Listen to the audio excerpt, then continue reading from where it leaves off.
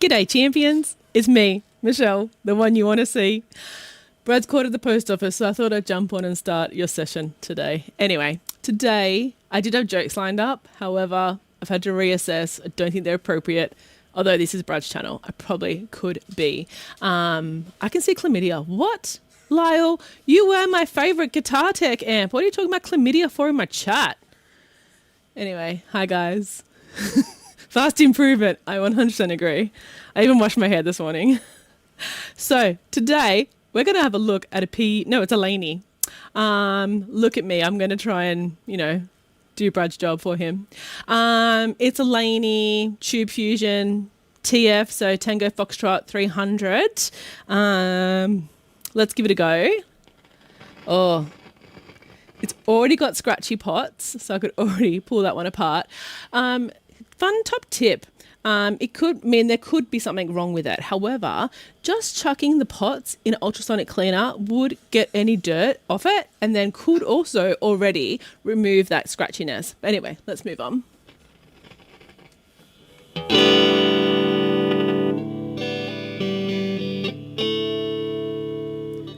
No one said I was a guitarist.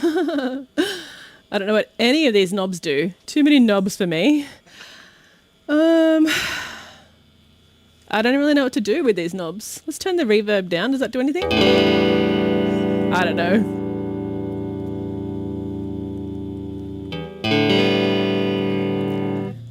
It all just sounds the same. That's what she said. Tell me about it, Scott. Make our job easy.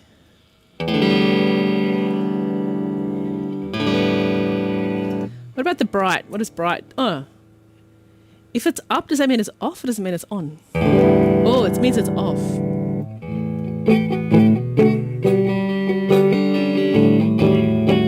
Yep, sounds shit. Something wrong with it, for sure. Brad's been to Turkey for hair implants.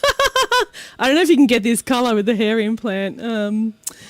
Lucas, that's a good one. He's got too much hair on his mouth instead of his head. Just trying to catch up in. Who are you and what have you done with Brad? I am the better half of Brad, Goody Guitars, sorry. Anyway, yeah, there's Laney on the bench. Hopefully there's a dick behind me shortly. Oh no, there's one there already. Righto, you've had enough fun. So, play.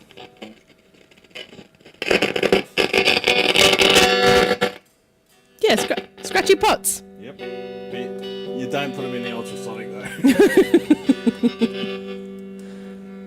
Views expressed by Michelle are not endorsed by Brad's Guitar Garage.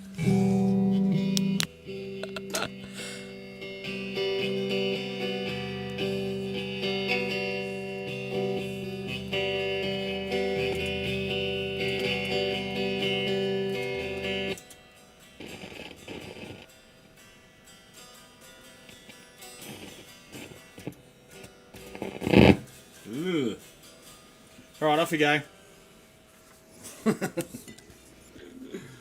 His free labour is now departing. Bye, guys. I think it was free. Just turn your mic off for a sec.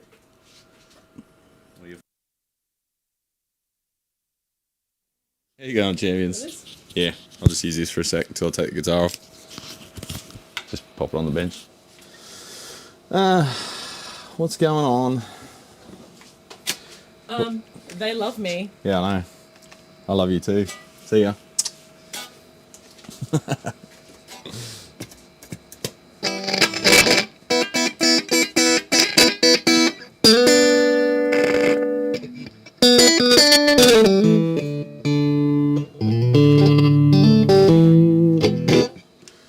Scotty, it's not the first time I've been called a wanker in the last 24 hours. So yeah, Tube Fusion. Are we overdriving a bit here? Let me get my mic sorted, hang on.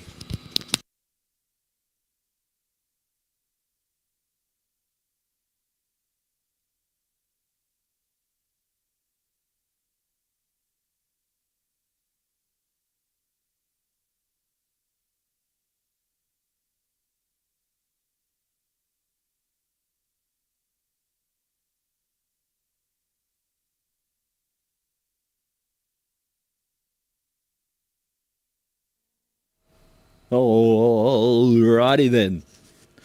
So yeah, got a mate's TF300, just Blaney, in for a check over it. I think the drive channel's dead and a lot of scratchiness.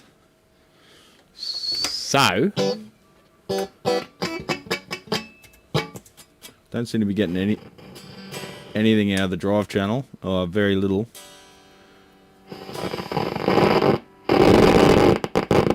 Something's in cut off, and it's only breaking through on the very peaks of the signal. Hear that?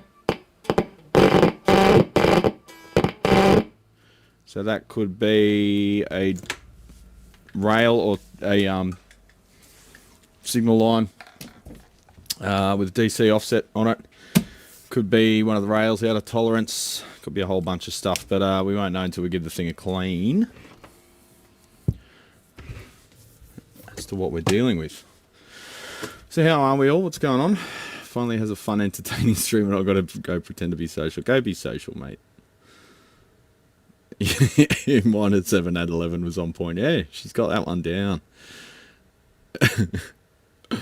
We just went for brunch because we slept in.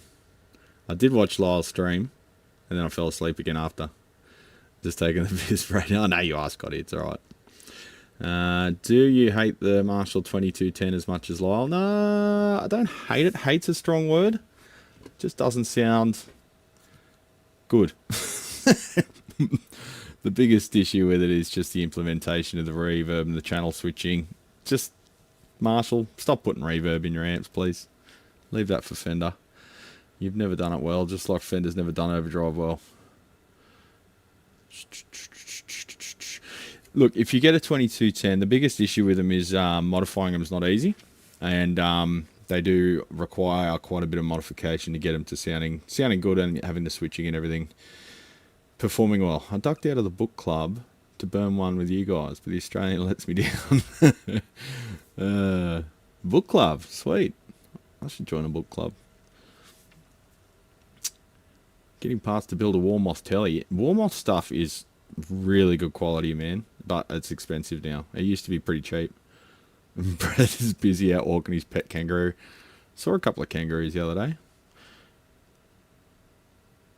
So you're drinking Pinot Noir and talking about books. Sweet, sounds good. Hot today, not much wind. Hot in Hawaii. Thought it'd be starting to cool down there. Waiting for roasted pine telly body from Warmoth next month. I'm going to get a broadcaster pick up from Ben Murray. Just switch cameras there.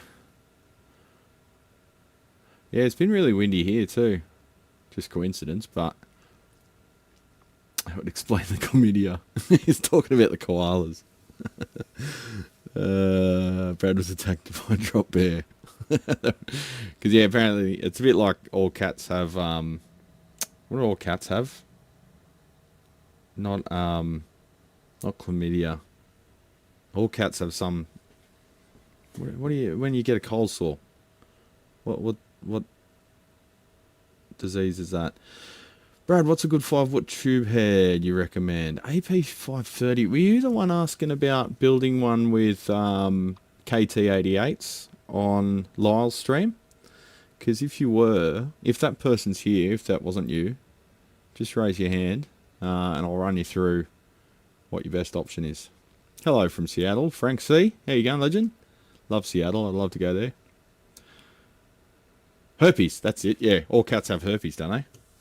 They catch it like instantly. It's just a given. Yes, koalas are like that, but with chlamydia. I'm drinking same as Lyle and grab a cigar. Nice. I had a few cigars last week and we went on that camping trip, 4-drive trip. It's good. No one broke anything.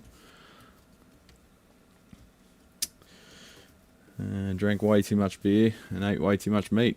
Kangaroos with herpes doing the burpees. So yeah, 5-watt off the shelfer. Look, it depends what style you're into and what features you need. If you're just going a basic 5-watter, I'm not a big fan of champs, to be honest. Maybe the Vibro champ, slightly bigger cabinet, has a bit more bottom end to it. But a I think Sir makes a 5-watter. I think it's a 5-watter. That thing with the curved plywood and the laser cut front grille looks really cool. I think he still makes them. I haven't seen them for a while. Another good 5-watter. Another decent 5-watter. Not going to last forever, but the Marshall Class 5 actually isn't too bad for what it is. You know, it's not setting the world on fire in terms of quality, but for what it does, you get that Marshall tone. It actually sounds pretty chunk. The Slash signature's okay as well, ish. Again, don't pay too much money for it because they're not built great, but tonal wise, they do the thing. I sort of want a JCM 800 preamp into a push-pull 12AU output stage. Yeah, that'd be good. A bit like the HT5, I believe, does that. Or they use a 12BH7, I believe, not 12AU7. DSL5. Yeah, that's pretty similar, I think. The DSL5. I think I'm getting the Class 5 and the DSL5 mixed up. Yeah, they are separate amps, aren't they? But yeah, they're all pretty much... DSL 12BH7, yeah, I thought so. 12BH7, that's what I said, wasn't it? Or did I 6BH7? 12BH7 is what I meant, anyway.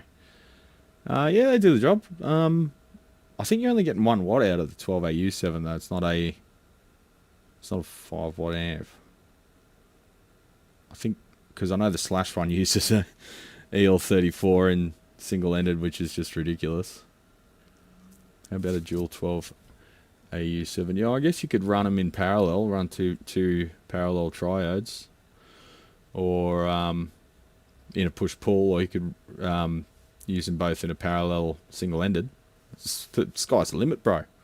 The thing with valve amps is it's actually, compared to solid-state stuff, it's actually pretty hard to make them not produce any signal at all, which is why I think so many boutique builders get a hard on when they built their first amp and it actually produces signal and they think they're the smartest boy in the world, so they start a fucking amp building company.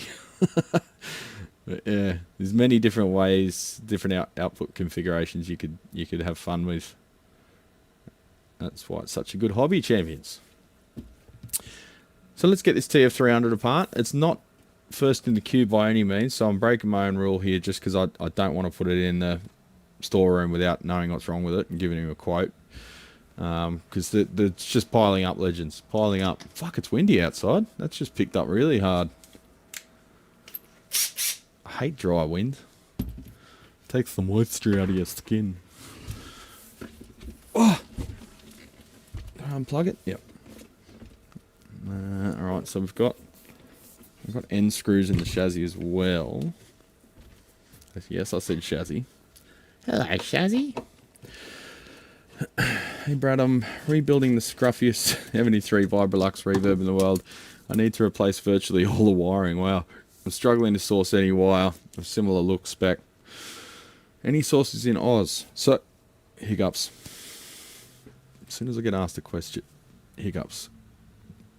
Jetification. Bear with me. So 73 Vibrolux, that would be PVC wiring throughout, wouldn't it? That's when they started being spaghetti amps.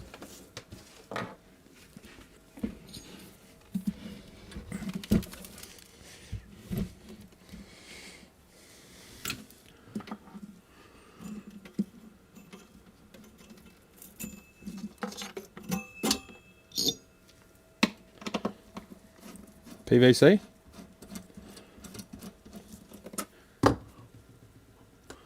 Hey, A-Rad, I think you mean Brad, tuning in from beautiful Cairns today, last day of holiday, nice. Cairns. Well, you've been having some storms up there, haven't you? Been watching the radar a bit. See, Daniel Shaw's been up in Queensland chasing storms, some inland. I've got to set my focus a bit wider, I think. The focus range is annoying, but I don't really want to do that right now because I can't remember how to do it from the back of the camera. Panny boy, I can do it with my hands tied behind my back. Yeah, PVC. Okay, well, I suggest using Carol brand. Carol? always get Carol and Alpha Wire mixed up. Just give us a sec. I'll just have a look. I've got a roll up here. I'll just pull that down and have a look because it's printed on the spool. Alright, so this stuff's black, but just look up the colour. This is the code. Alright, so DigiKey. Right. Oh. Have we got a number? C2. Good thing with DigiKey, and a lot of the others don't do this, is you can enter, say you've got a thing like Wiha where you've got, you know the type you want, but you don't know what colour, like maybe you've got a code for a different colour. What you can do, 2102B -100 for a 100-foot roll. I don't know what the ND is all about. It seems to be at the end of every code. Well, there's only 44 in stock. Now, there's probably many other wires that can fit the bill and possibly even be better. This stuff works for me. But let me show you how to order wire. Sounds boring? Kind of is. Alright, so sit down. Gather around, champions. Alright, so we're in DigiKey. We've entered the code for what we want. You can get in a 1,000-foot, so 300-meter roll, which is $312, or more practical, you get it in a 100-foot roll, $48. Not cheap. Good wire is not cheap. 20 AWG. Now, you see here, conductor strand. It's got 10/30. Now, I believe that is 10 of 30 gauge wire. So you've got 10 strands, and it's 30 AWG. Now, when they talk the wire gauge, they're talking all the strands batched together. What's the closest AWG American wire gauge? And that's 20. So for old school amps, I'll use 20 AWG for everything other than the heaters. For more modern amps, I might use like 22 AWG, maybe a little bit thinner if we're dealing with circuit boards, shorter wire runs, and I'll tend to use PTFE, so Teflon coated wire, so you can rework the join and not melt the jacket. PVC tends to melt if you sit on it too long, or with the iron. You can sit on it all day, your arse isn't hot enough to melt it. So what the important part is with valve amps is the voltage rating, right? 600 volts. And also the operating temperature. This is pretty standard, 105C. Sometimes you get 85C. I don't know who decided on these numbers. Maybe they correspond to something in Fahrenheit. But you want the approvals, you want the ratings. If you're getting no-name wire, you're getting no-name quality. So you want something with a data sheet, something that they stand behind, with a chain of custody. Because essentially, what? Just give me a PDF. What's this Prismian bullshit? Okay, so it's giving me the entire catalog. Okay. I just wanted a data sheet, but anyway. Yeah, you want something that's approved, something that's got ratings. When you get the cloth-covered wire, solid core, I'm not a fan of, because there's a tiny nick in it, and it's going to fracture there with vibration. Stranded is a bit harder to put exactly where you want, so getting the orthogonal Instagram bullshit builds like people doing high watt clones and stupid fucking hand-wired pedals. Those guys love the solid core, but to me, I'm about reliability and affordability as well. Cloth-covered stuff tends to be stupid expensive and very low quality. Often no voltage rating given. In fact, sometimes on the data sheet or on the product page where you buy it, they'll literally say, do not use this for mains, do not use this for high voltage, basically just use it for a guitar and nothing else. And then people build entire amps with it. So I prefer this stuff. But again, the conductor strands, 10/30 is good, 10 strands. Sometimes you get 7, it's a little bit coarse. I prefer lots of smaller strands. It makes it a bit less likely to fracture, a bit more easy to manage. Just make sure you tin it before you try and form a hook or something on the end to go around a turret or whatever. Tinning is key. So yeah, what I was saying is the good thing about DigiKey is here it's got series. So you found the wire that you want, but you want all the different colors. So you just go series 2102A, and DigiKey will take you to all the products from that range. So you can choose what, if you just want a 50-foot spool, apply. The other thing is just tick in stock so you don't have to wait for back orders. And now effectively you've got 9 listings, all of which are in stock. And then you just choose the colours you want, chuck them in your cart, and away you go, champions. So DigiKey is really good for that. Some of them don't have that series option at parametric search, and that applies for like other components. So say you're looking for a certain op amp, but you're not sure what package is available. Say you're doing a design. Do I need to make it a dual inline package, footprint, or an SOIC, or a what's the other one, the smaller type? I've got a little DigiKey ruler here to remind me. Say you're going for a the standard being a 8 SOIC, but you might have a smaller chip for a 8 TSSOP or a 8 MSOP. That's the smaller chip. If you want to miniaturize it, but you know what op amp you want, you can go to that family and then select the footprint that you're after, that kind of thing. It's really handy for design work. So there you go, champions. Now, where were we?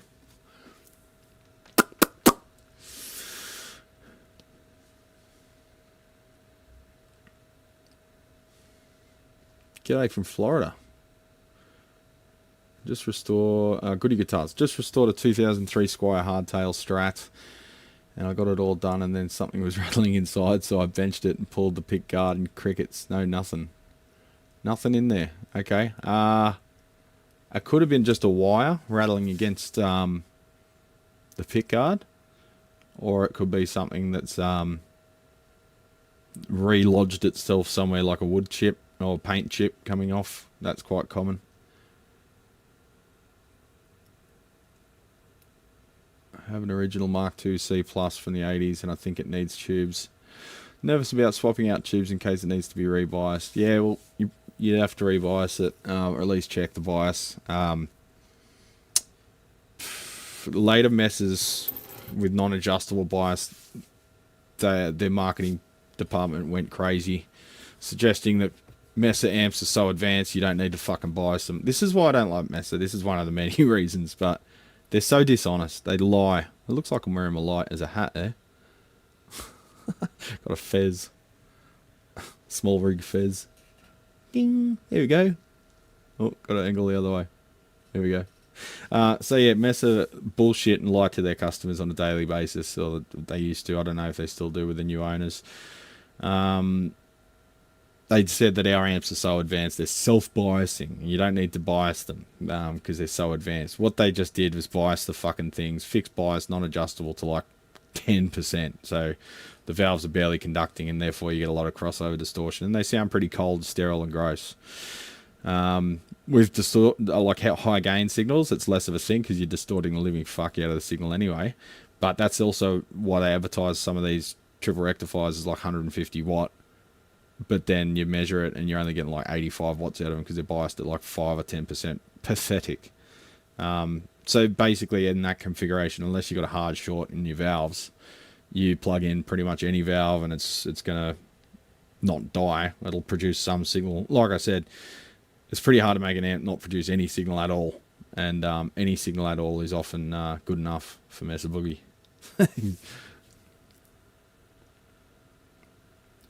You're a champ and a wizard. No. I have a champ and I just finished a wizard though. Restoration. Semi-service. Pretty much given up on TV. This is great, like a TV show you can talk to. Yeah, that's right. The TV's a load of shit. There's literally nothing worth watching on it anymore. All I do is watch YouTube, which is why I pay for YouTube Premium. Keeps the ads out of my face, and that's also why I'm a member of many channels that I appreciate to support the guys and their Patreons as well. So instead of paying for rental videos or whatever, I'll just pay Patreon to support my favourite creators. It is really the way to go. Randall smoked a lot of weed, did he? I'm unaware of that. Rain has begun. Got to put the vehicle under the port. Be right back. Right, everyone wait for Lou. Finally found someone who would ship cigars to Hawaii. Brad, have you tried Arto Fuente's Queen Bee? No. I do have one of their, I bought a bunch of their Exquisitos, which is what we took camping. You know, the little ones? Oh, they're still like 3.5 inches. Ring gauge is only like 35 or something. Or not, yeah, maybe 30. Pretty small, but not cigarillos. They're just a good little 15-20 minute smoke.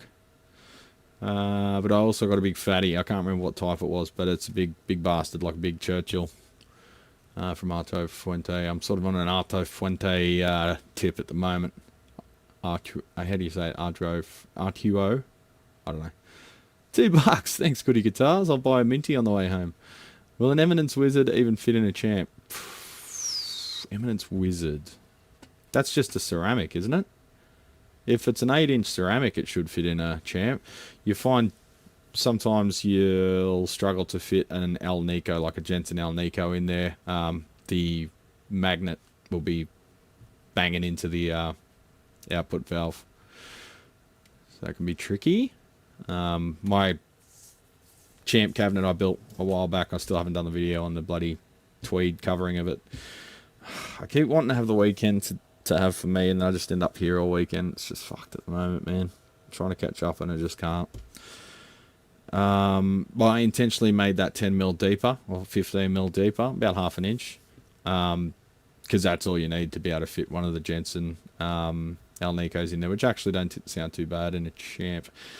18 AWG on heaters, yeah, usually, at least to the power valves, the output valves, sorry, I shouldn't say power. If we're going to talk about valves, don't say 6L6 is a power valve, call it the output valve, because then it gets confused with the rectifying valve. People call that a power valve as well, because it's in part of the power supply. 18 AWG, at least to the output valve sockets where they draw the most current, and then you can run 20, 22 even up to the preamps, there's no problem there.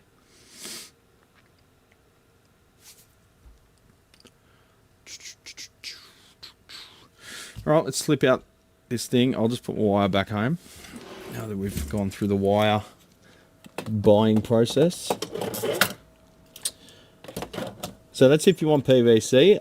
If you want PTFE, so Teflon, which I'd advise, it's not vintage correct, but who cares? It's better than vintage, so you know, it's an upgrade. Go with Remington wire. Oh, just turn the BOFA on with my leg. Alright, often the Tolex tries to bunch up on these. Sometimes just put a F-clamp or a quick grip on the edge of the bench, these things, and just hold one side of the cabinet to the bench. That'll help stretch it out because of the corner protectors, and then just push up on the other side. She should come out, although still not. It's still jammed on something. Oh yeah, there's a little cleat in the middle.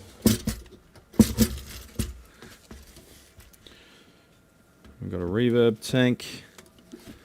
Oh, it's got connectors. Okay, we'll just disconnect that here. I have cheap Apex Junior wire.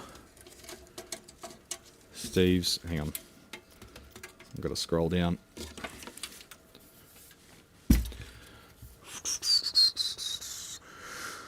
Steve's great in US. I've heard good stuff from Apex Junior, and they supply some parts that you can't get anywhere else. So it's handy to have them in the old Rolodex.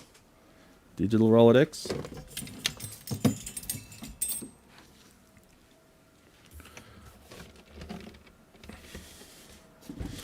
So I'm just going to sort this one out on the fly if I can, just because I don't want to book it in. Ooh, she's a bit advanced. Well, not advanced, but looks well built, actually. Alright, just got to do some camera kung fuing, because now I'm sitting down. I've got light. Let's get more light. Now I've got my handy dandy little overhead. We've got that.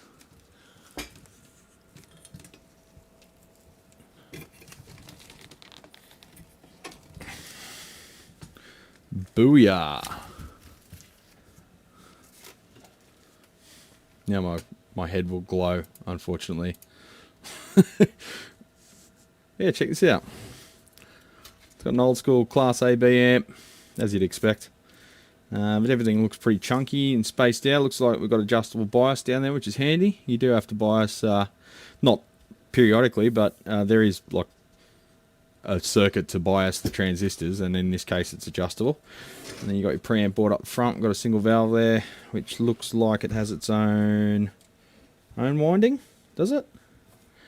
No, that's for the heaters. So they might be running star plate. No, they've got high voltage over here. Alright,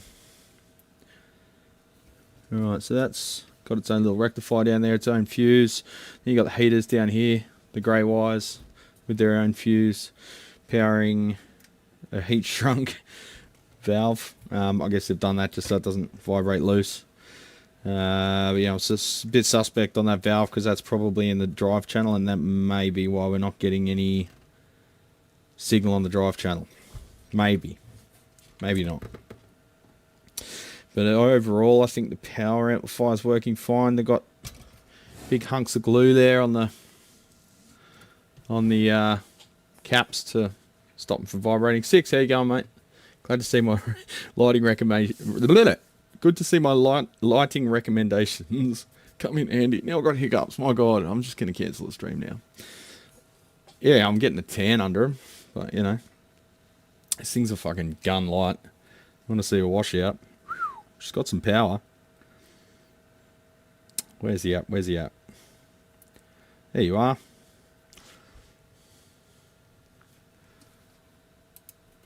You ready? Ready to burn my face off? This is at 27% at the moment.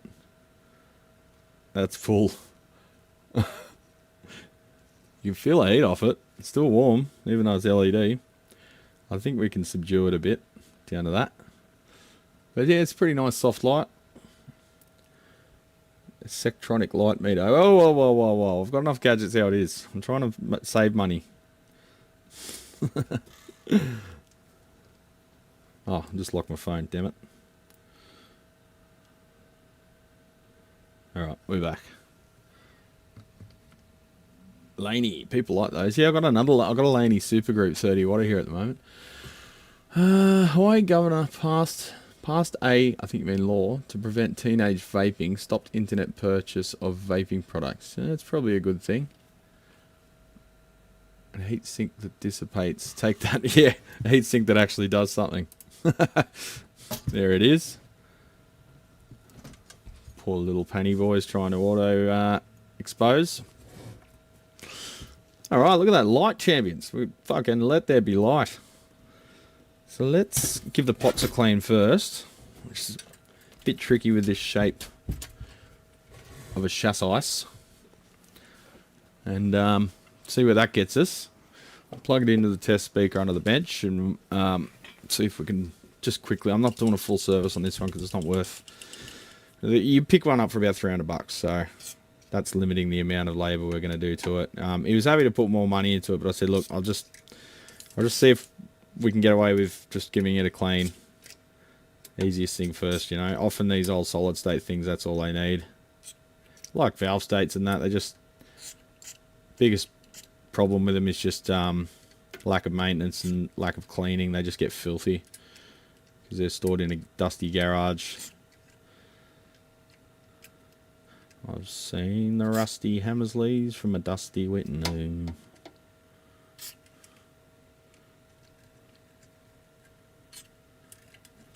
Tiny little spray, don't sit on it all day. That's your mum's job.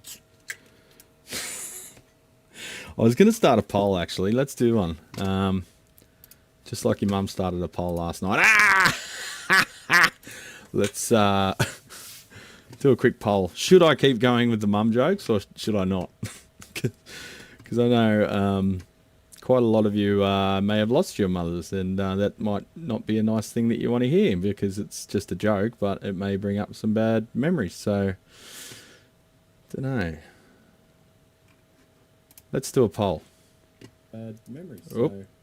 I don't want to watch my own live stream. Come on, computer, you can do it. Start a poll. Mum, should I stop making mum jokes? Yes, no, your mum. There we go. 3 options.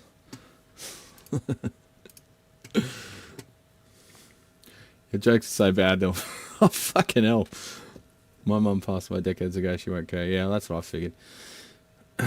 No mum jokes. Okay, Scotty doesn't like mum jokes. Put your vote in. Teens shouldn't smoke cigars. I don't know any teen that's ever attempted to smoke a cigar. Like, I don't... Surely they're out there.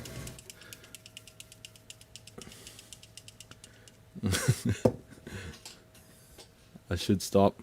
Your mum. Let's see what wins.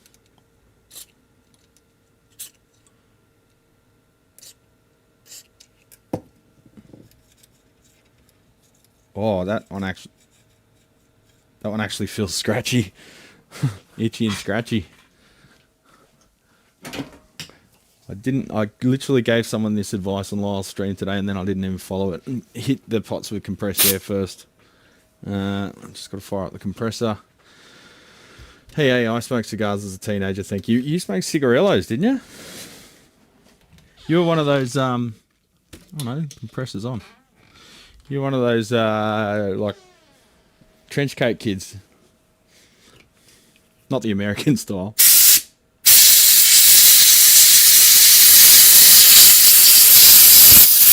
You know, the goth kids. Listen to, watch Black Books and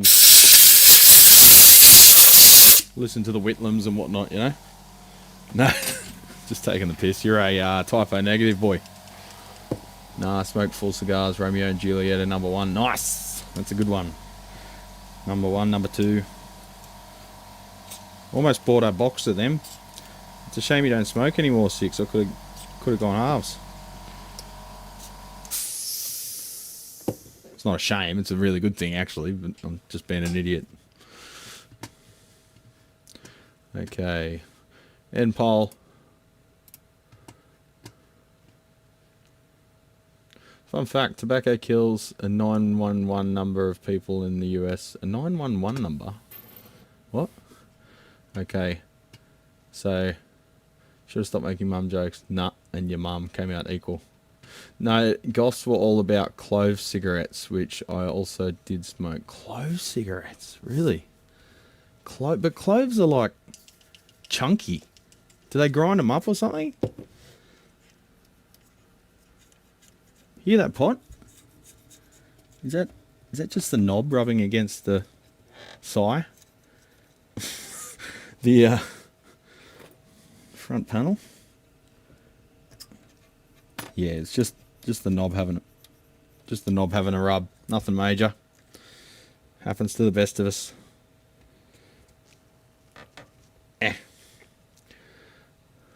911 deaths.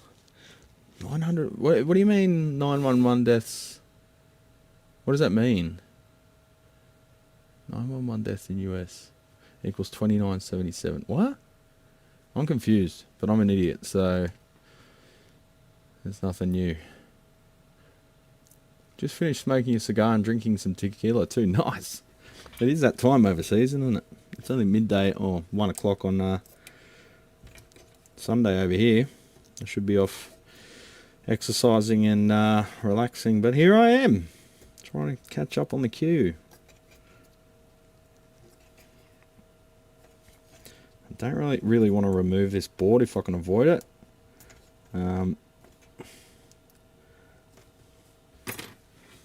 Because again, time is of the essence in this one. Upman, yeah, Upman are good. H. Upman. Gudang Gurang came from Indonesia. They love smoking in Indonesia. They do it from toddler.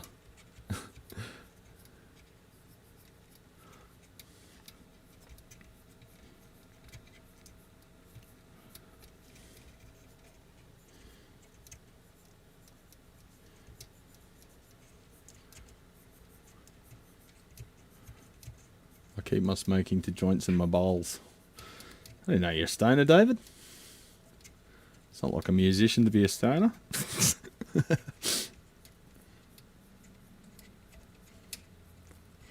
G40 CXL. 90s crates. 2x10 solid state. That has the best chorus. Yeah, but so does a pedal, bro. I've gone to just vaping pot. I know there's a guy, a local guy at one of the local venues, manager, and he's got like a medicinal thing because he had a car crash accident years ago and it fucked his back up. He's okay, but he's got chronic pain in his back now, and he's got the medicinal thing and he's got a vapor, but it just heats, like you just put weed in it. It's not like oil or anything, but you just heat it up. It just heats up enough that it doesn't smoke, but you still get the THC out of it.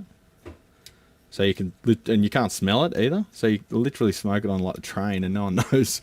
It's just walking around getting loaded. No one's the wiser. Well, fuck, that'd be great for gigs too. Always got the security chasing down people smoking joints. Depends on the gig. Some gigs they just don't care. They let you. Guilty, bro. I just brought a TC Corona. TC Electronics, do you mean? Chorus Mini for my practice pedal board, for my Black Star HT1. I should be playing guitar right now, man. I feel so guilty that I'm so slow and shit at my job. Ruining my life.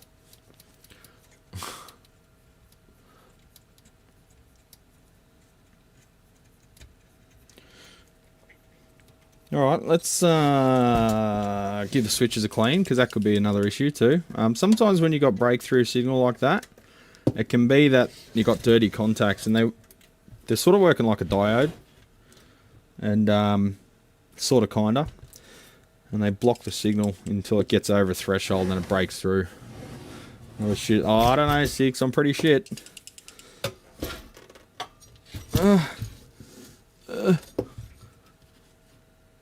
Where's my live view? There we go.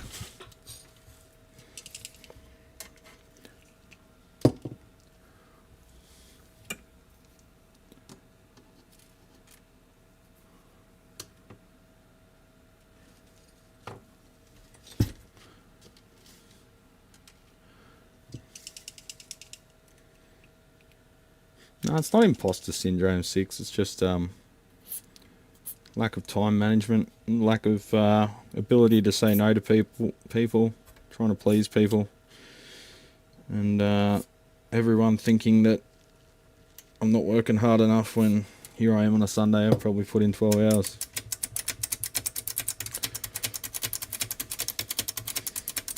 No bulges to the caps. Should be alright in that respect.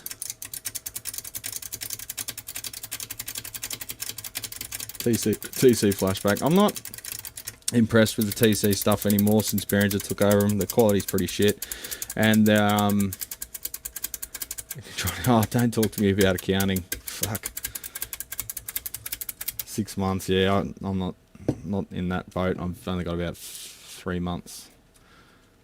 But when you're so busy, you don't follow your own processes, and then when you're trying to figure shit out later to reconcile, you can't remember what happened, and things don't make sense, and there's jobs in here that either do or don't have bench fees and they're not accounted for, and don't take notes because you got 3 people in the shop all talking to you at once, and you're trying to book in jobs and they're asking advice and they're joking around. You're trying to be, personable to them and stuff, and you just end up dropping the ball in terms of the admin stuff. It's super stressful later on when you try and connect all the dots that you haven't fucking even written down. Like I had a what was it? It was a pedal of some sort, like pretty expensive pedal, and I had no idea whose it was, because whoever it was, they dropped it off and we get chatting, and normally I'm trying to write down what's happening, but then your phone rings at the same time, and excuses, but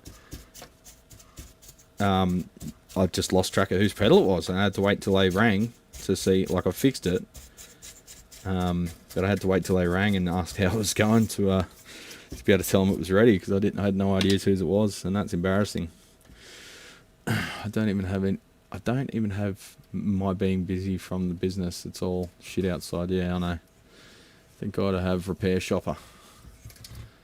Yeah. Didn't they change the way they collected data or something? I remember Lewis losing faith in him after previously promoting him. It is insane watching Lewis Rossman's channel. It's just, we're going down quickly in terms of data privacy, man. It's just, every day we use something these days, we're signing our life away by just pressing agree on the terms and conditions. They are putting the most egregious shit in there these days. When you actually read them, you're like, holy fuck, wait, hang on. I'm not signing that. But, you know, you press the OK button, don't you? And then they've got you by the ball sack. Just like, why if we've got a company that's providing a fucking media playing... Let me get this out of the way, it's getting annoying.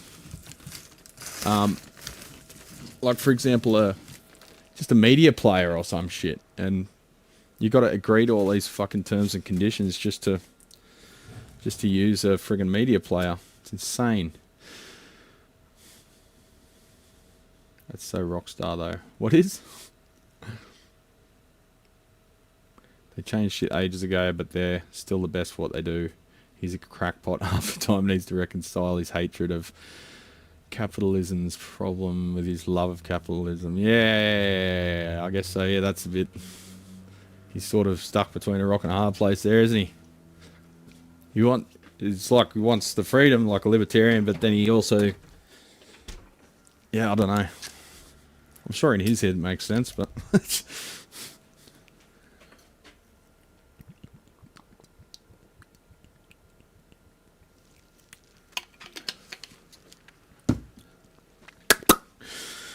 Gotta remember to stay hydrated, champions. It's a hot day.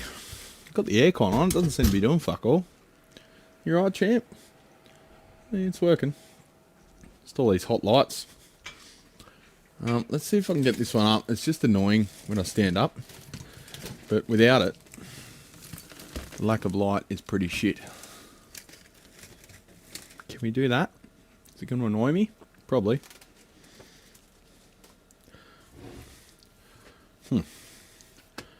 Doesn't look good on my head though, does it?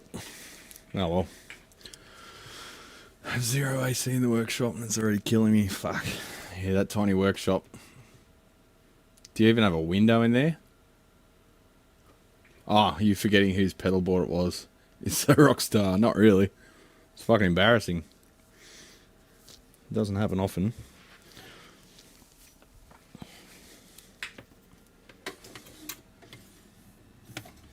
Sprecher.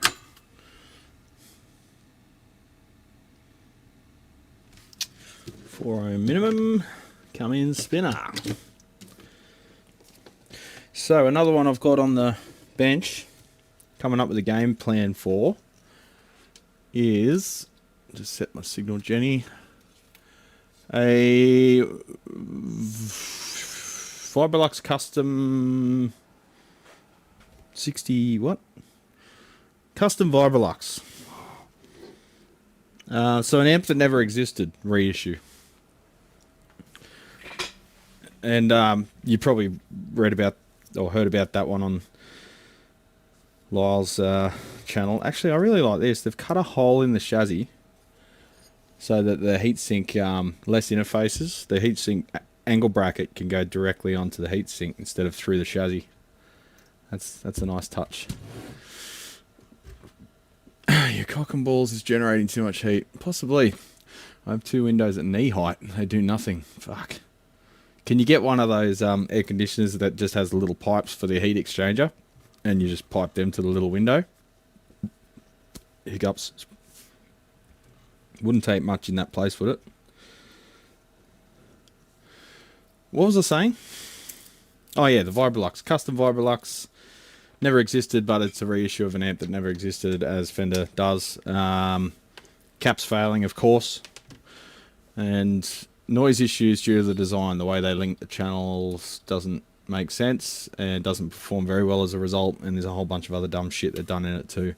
So I'm coming up with a game plan on that, because it's a very similar principle to the issues that Lyle specified in his, I think he did 2 video series, one about 12 months ago and one about 3 years ago, on the custom deluxe reverb, 68 deluxe reverb custom, or whatever the fuck it was. And they did the same thing in that, or slightly different. A bit more complex in this one, actually. Like, you could tell they were trying to figure out ways to change it without just doing the mod properly with mixed resistors. So I'm going to come up with a video on that, I think, because that'll help other people out to drastically reduce the noise levels in those things, as well as do the other stuff that needs doing in them. Bypassing the heater fuse, removing the heater wiring off the PCB directly to the octal sockets, replacing the carbon film heater balance resistors with some metal film fusibles so they can catch fire if something goes wrong, replacing the plate load resistors, which always go open circuit, obviously a recap. What else was there? I think that's about it. General service, cleaning pots and whatnot, same old shit. Right, 200 millivolts sine wave, power on, pop. Okay, now we've got nothing. Oh, hang on, I've got to turn the output on. That always gets me.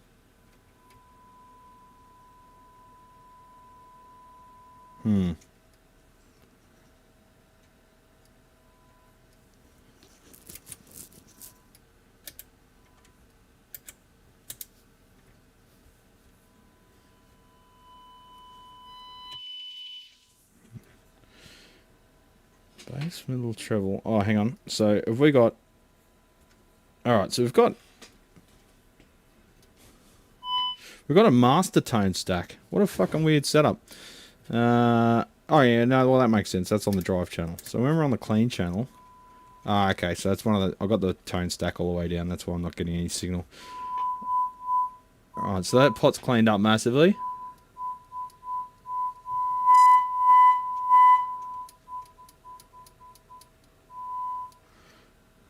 Interesting circuit, quasi-complementary. Are you talking about this model there, Wizard X?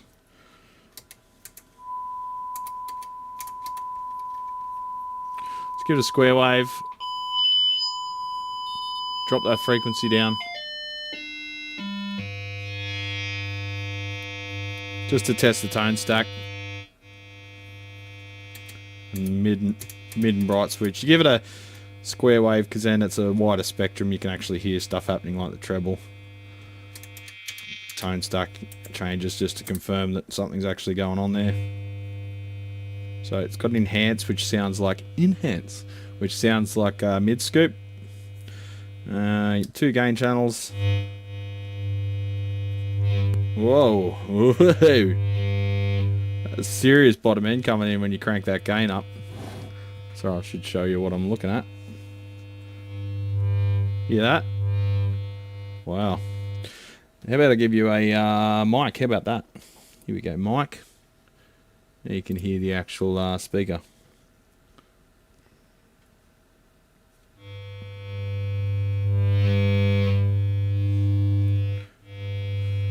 Almost sounds like a wave folder like you find in a synth. I googled the TF300. Cool, thanks man. Yeah, EQ's working. Let's play some guitar through it. I'll check the bias. It's running pretty cool at 11 watts from the wall. I imagine it's only like a probably a 50 watt amp or something.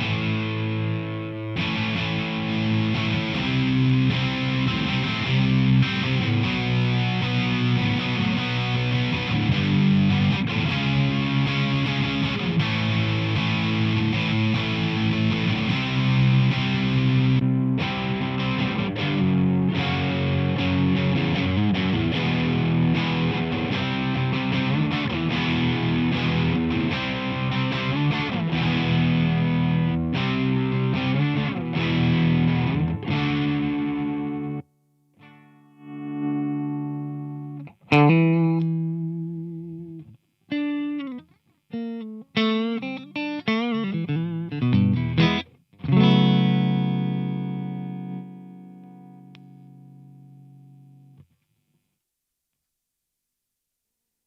just go grab the reverb tank and check that out. Is it screwed in? Yes, it is. One sec. But I think we'll get away with just a little bench fee on this one. Just give it a clean up. The cabin, everything's pretty dusty. But yeah, we'll get out of this one for as little labour as possible.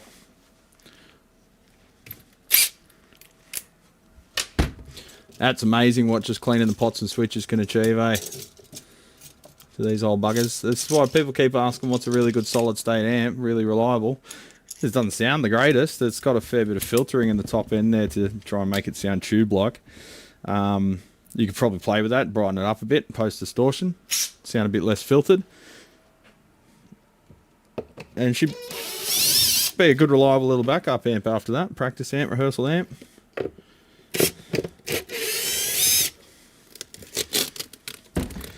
So yeah, people keep asking what's a really reliable solid state amp. Well, some of these valve states, some of these old bastards, they just keep battling on. Send them return. We've got a colour code on that. Yes, we do. Red on the right. Just be careful not to shock myself on anything. Short anything out. Oh, fuck. Scared me. Turn the reverb down before I do that. That was the return, obviously.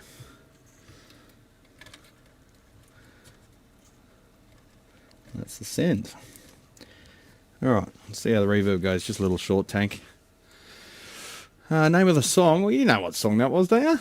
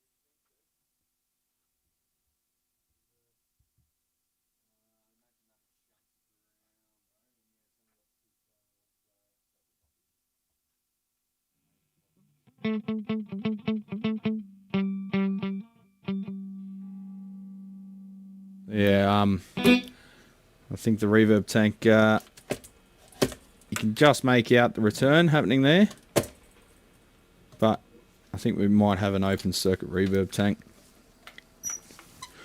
We're very close to it, so let's have a look, because we're getting, when you turn it up, we are getting return, because you can you touch the terminal, and that's altering with the setting, but we're not getting anything out of the tank. It could be the send coil, but you'd imagine that it would be making a hell of a racket if you drop the tank on the bench like I just did.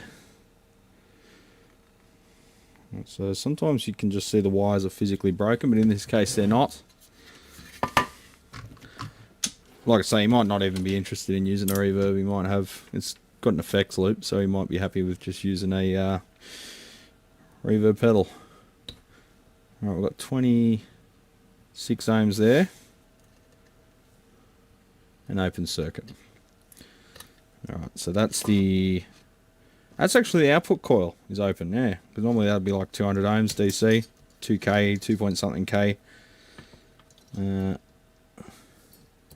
Yeah, she's dead. She dead. So, let's try just a full size off the shelfer just to confirm that there's nothing wrong with the circuit.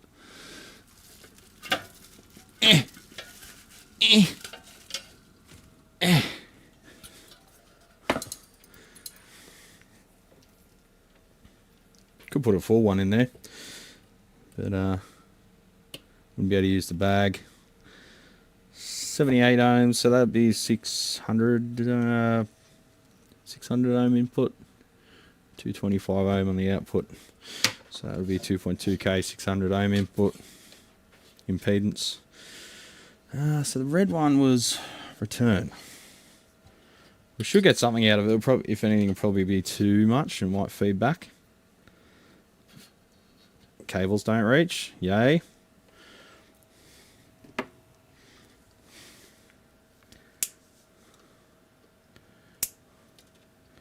One of those little yoke things across the cables to stop them separating, but we'll just put a cable tie on there later. It's within the bag anyway.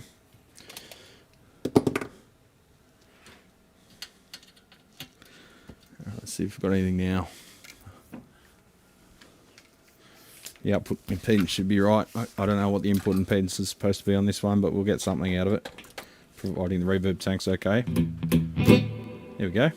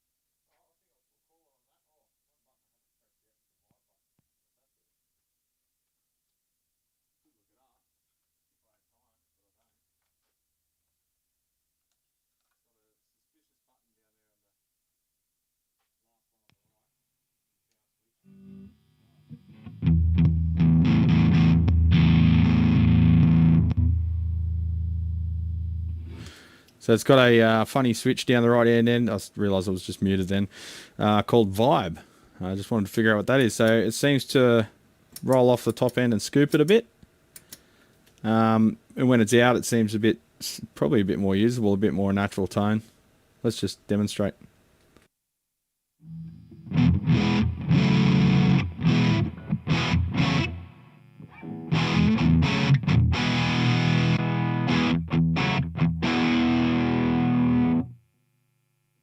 With the enhance all the way down, it actually sounds pretty good. I like it. I don't like the scoopy 90 sound that they seem to all build with the contour knobs and stuff.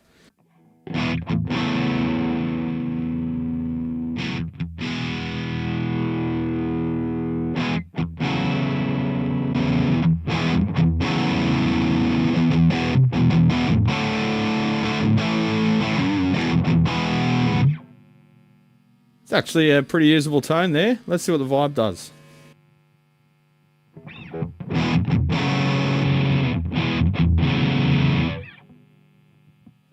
So that Vibe button basically does what I dislike about all these 90 solid state amps. It tries to make them sound like a mic'd up amp coming out of their speaker.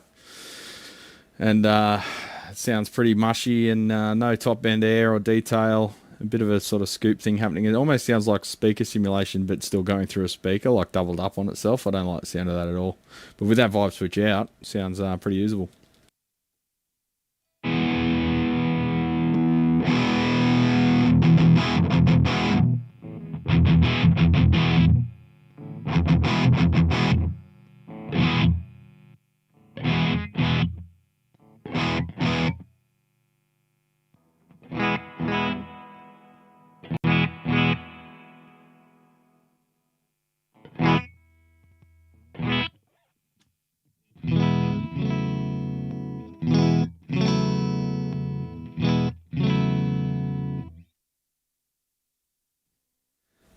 So there you bloody go. Alright, I'll put this one aside and just ask him if he wants a new reverb tank or if he's even going to use it at all.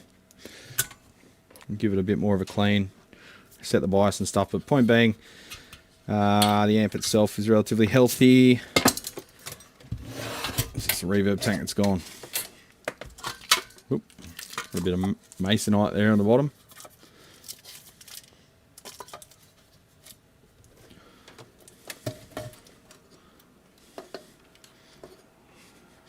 I'm starting to not be able to move in here again.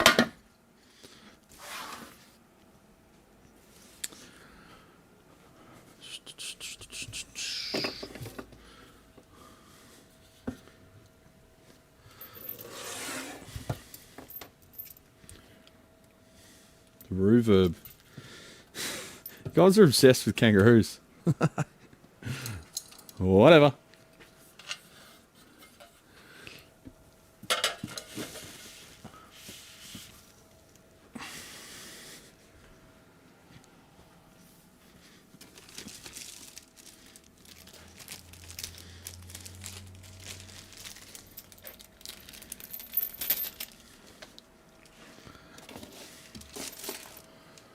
Get rid of my backpack because it's in the way.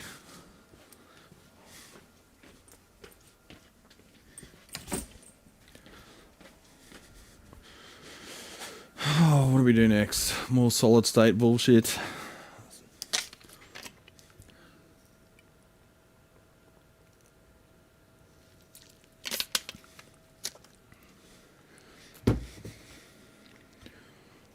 Oh.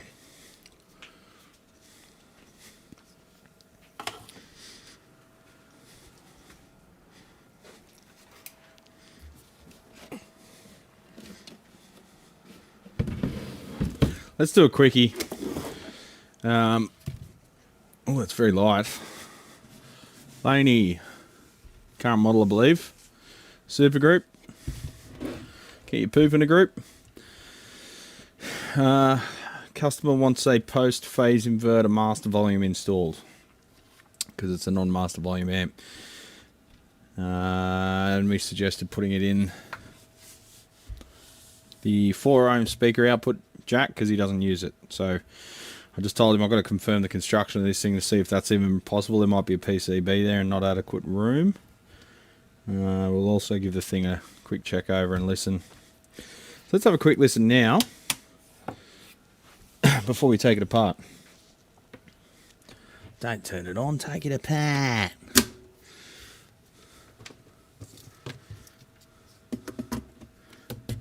Valves sound rattly. Just plugging in the power. Ding ding. So non-master volume, which means I'm going to have to play with my mic settings and drop the gain a bit. And turn on the sound level meter in the background so you can see how loud it actually is.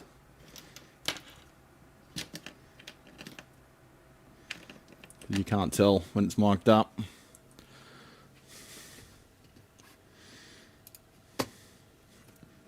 Sorry.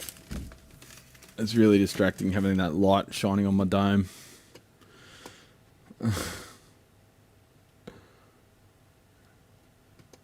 What are you guys talking about? You crazy kids.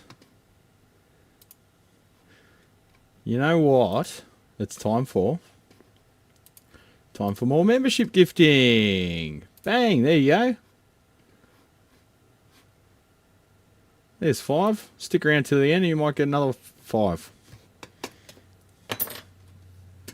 Tennessee Jed, Jan Mills Gibson, Cathartic Scrapper, Rob Sells, Steve Wildebeest. Sorry Lou, you missed out again. Oh hang on, no, you're already a member. Oh no you're not, you're a admin. Mod, you know what I'm trying to say. Even if I don't.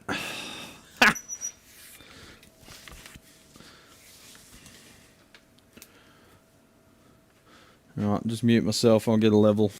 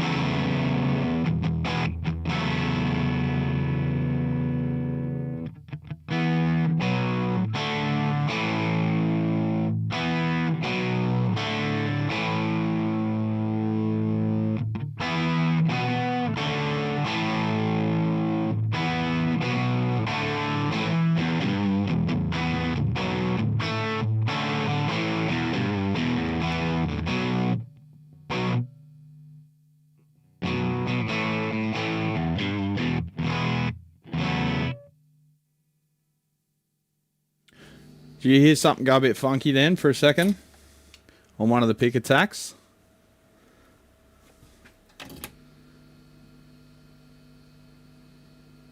It's only drawing 45 watts from the wall. And in standby it's only drawing 35 watts from the wall.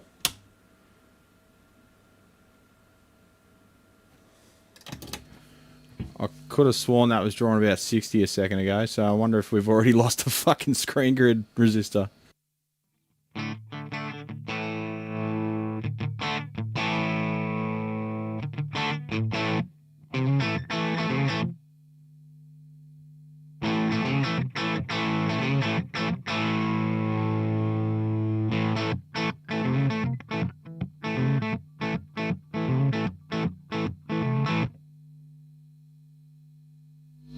Let's go, girls.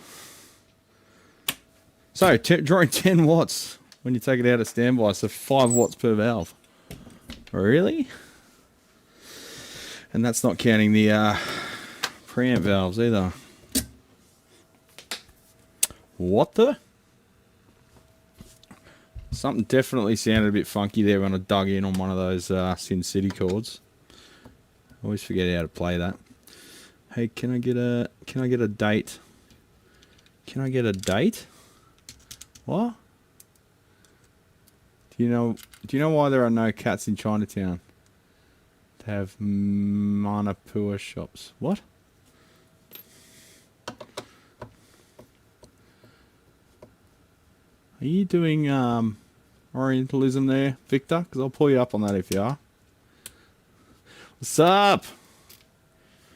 You going, Shane? What's going on, mate?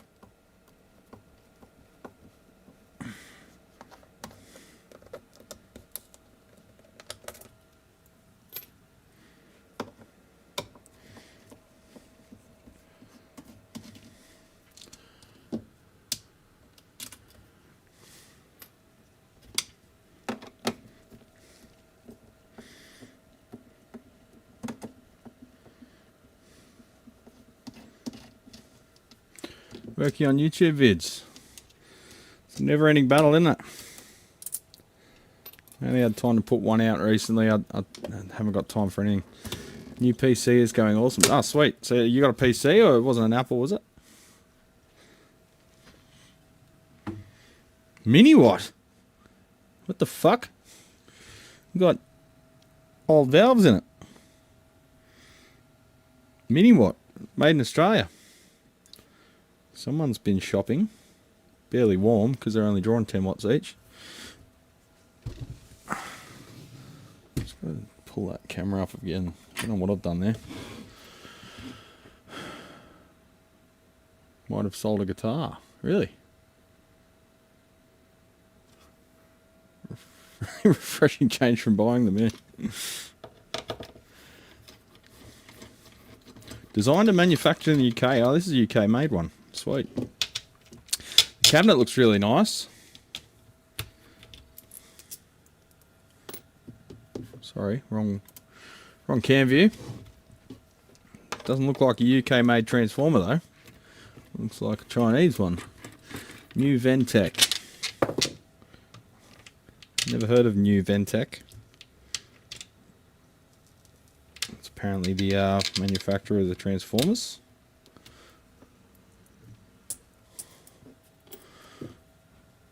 Windows went from 2060 GPU to 5070. Jesus.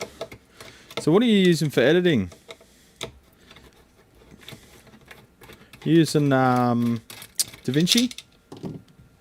Because DaVinci seems like, from what I hear, it actually takes advantage of the GPU, whereas friggin' Adobe just uses your CPU for all the processing, which is why it takes 10 years. Hello, the champion. Hey, Colby Jack, how you going, brother?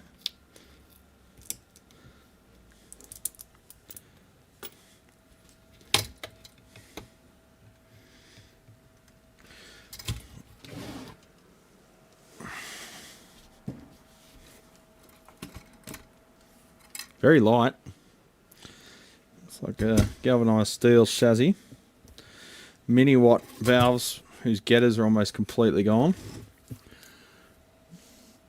Old valves, champions. See that? gone brown and you can see through it like it's gassy.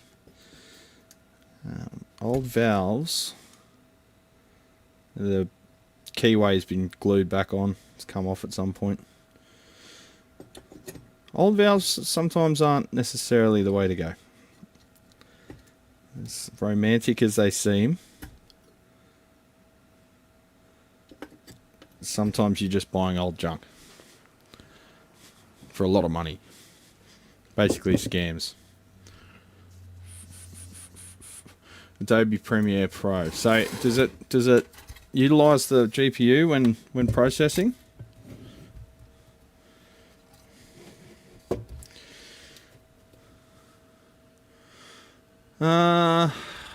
Alright, so that's what I was afraid of. They've used a PCB there for the speaker jacks. So we might have to mount on its ass a little 16mm pot. We can still use dual gang because he wants a Lamar Type 2. Still possible. I don't like that it's got EL34s and 470 ohm screen grid resistors. So I highly recommend upgrading them to like 2K because valves just can't handle it. Modern valves can't handle it, and clapped out old valves probably can't either. But yeah, I think it'll be doable to put that master volume in there, and we'll just have to tap in probably to... I'd like to avoid cutting traces if I can. So maybe we'll modify this ribbon connector because we can always make a new one if he wants to return it to fully stock. Or you know what? I can make one because I've got those. That's JBC connectors. So I can make a custom cable. Just give him that one in a bag. He can hang on to it. We tape it to the inside of the chassis, inside of the cabinet. I can make up one of them with wires going off to the post-phase inverter master volume, and that way it's a plug and play thing, and all we've got to do is, if you wanted to return it to stock, put the original cable back in, remove the pot from here, and resolder in that jack, and you'll have no evidence whatsoever that we did anything to it. So, Black Country Customs, what's one of these go for? Because looking at the build quality, it's pretty fucking economical, if you know what I'm saying. You got surface mount diodes, surface mount resistors, caps. They haven't bothered cleaning flux off anything. Or any of the whole hand soldered stuff anyway. You got some good heat sinking there for the regulators. Regulators? Yes. And they've actually got cutouts in the if you look closely, they've got cutouts in the PCB too to allow airflow convectively through the board, because remember this would be upside down. Instead of the heat having to spread out across the board, it can actually pass through it, so that's good points for that. But yeah, you can see they've used a lot of surface mount stuff. Those shitty, I think there's, I don't know what brand they are, those no-name blue resistors that you see and everything. I've never seen them from like DigiKey or Mouser. I've seen them places like Tater and that, where they've, I don't know, they just seem to be like sort of a bit sus. You've got bias trim pot there, so we'll have a tweak of that because it looks like it's at one of the extremes, so it's probably turned all the way down. Might have a talk to him about those valves because they're looking pretty old. So let's see what one of these goes for. Hang on. Desk share. Laney. What was it? LA30BL. $2,000. Okay. Righto. 1500. 1500 Australian, out of stock.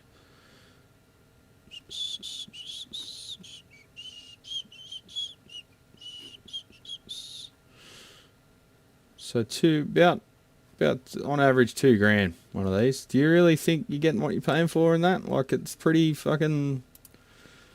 sparse, in my opinion. Anyway, seems to be if it's made in the UK, I doubt the boards are. There'd be all the surface mount stuff's probably pick and placed, and then they're shipped over, and then the valve socket's probably soldered in the UK maybe. But even that might have been done in China, I reckon. Don't know. Can't prove it because I haven't written anything anywhere. Just got that look to it, champions. Little no-name blue ceramics. What brand caps have we got? We've got Junzl caps. Junzl. Again, you're paying like brand name prices, but you're getting no-name products. It's a bit... How you going?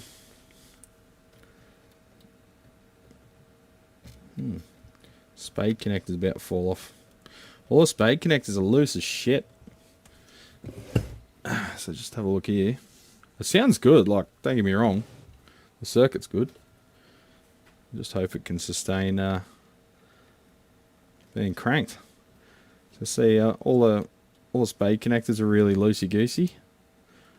Like, it feels like you could just pull them off. The only thing stopping you from pulling them off is there's a type with a little catch in them. But yeah, not great surface mount. Not great contact area if they're that loose. So we might look at tightening them up if we can. They look very thin gauge though, so they might break if we do that. There's rumours about G&L going out of business. Well, there's not rumours, it's already happened. They're gone. So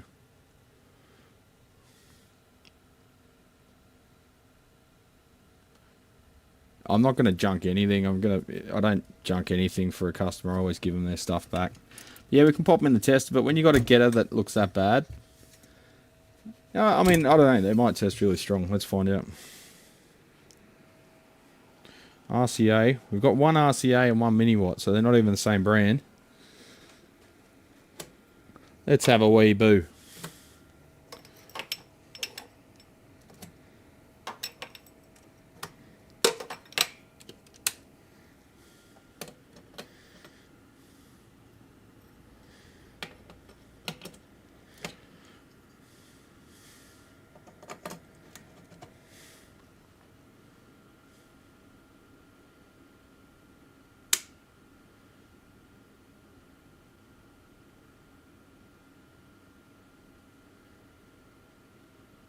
Come on.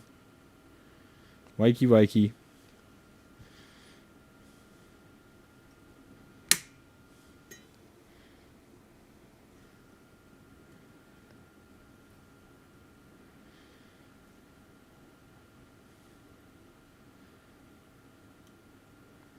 Alright, running around 400 volts, 450. And yeah, pretty balanced.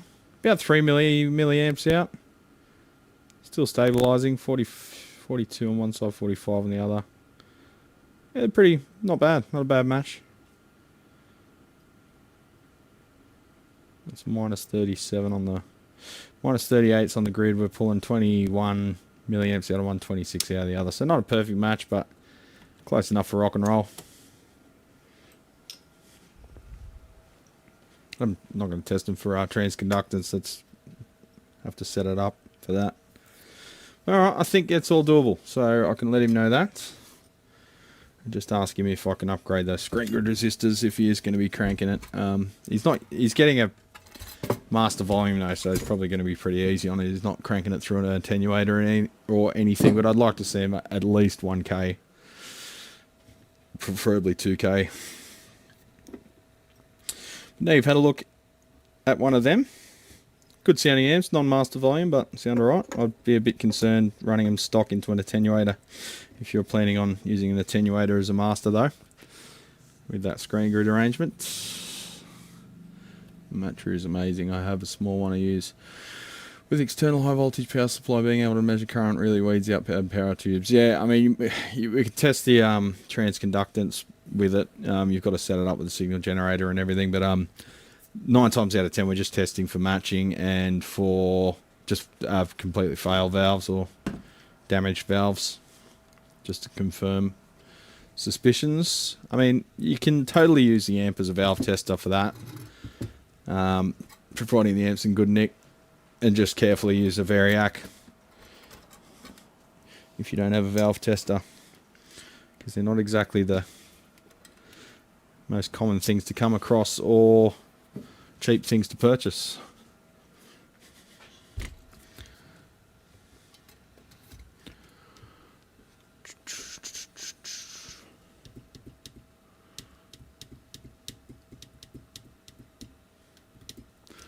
Ah, you just had that cigar, did you, Victor? Queen Bee. We meaning to get the Hemingway short story. You know, the sort of chubby one. But I haven't had time. Probably a good thing too. Smoking's not good for you.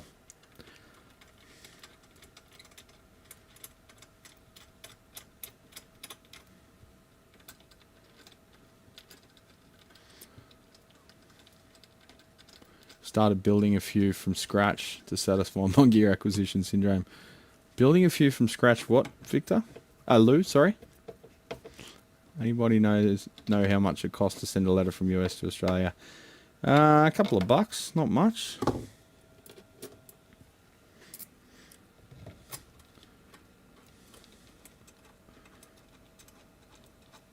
Apparently, shipping is going to be opening up from Australia to US, but we're still in the dark about that flat fee. The 10% tariff's one thing, but the flat fee is just a non-starter. If that ends up getting charged at the other end, and there's no information anywhere whether or not it's going to be happening, but apparently the White House is demanding it illegally, like everything else they're fucking doing right now, illegally. That there's just a flat fee on top of everything. Like, so if I sent a $50 product, could get charged $250 at the other end, so who's going to buy anything? And then you have to deal with return shipping and refunds and getting charged credit card fees every time there's a refund. Like, I don't get that back. So I don't know, it's all just too hard. I think international sales is just a fucking pain in the ass.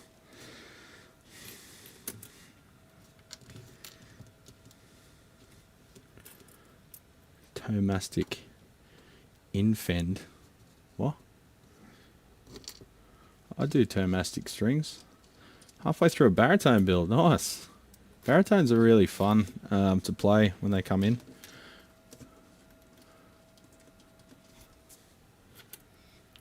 Yeah, the infields that you're talking about. Infield? I've got the flat wound jazz series and the plectrum series in stock. A lot of fingerstyle guys like the plectrum ones. They're mellow tone, silk and steel center. They're good for guitars that don't have a truss rod too. Bit easier on the neck. Or guitars that like arch tops that are a bit weak.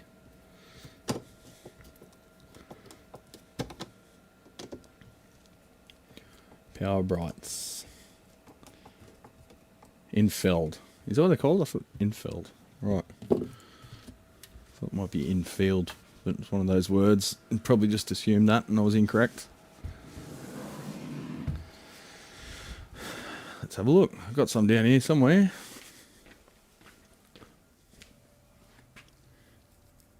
Infeld, yeah, Tomastic Infeld. Yeah, I do the Jazz Swing, Flat Wounds, JS series, and I'll do the Plectrum AC series. Should get more Tomastics, they're pretty good.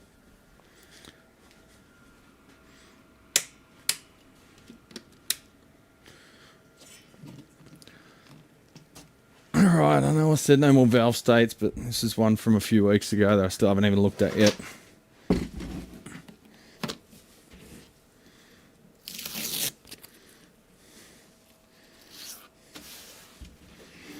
Alright, I've worked on this before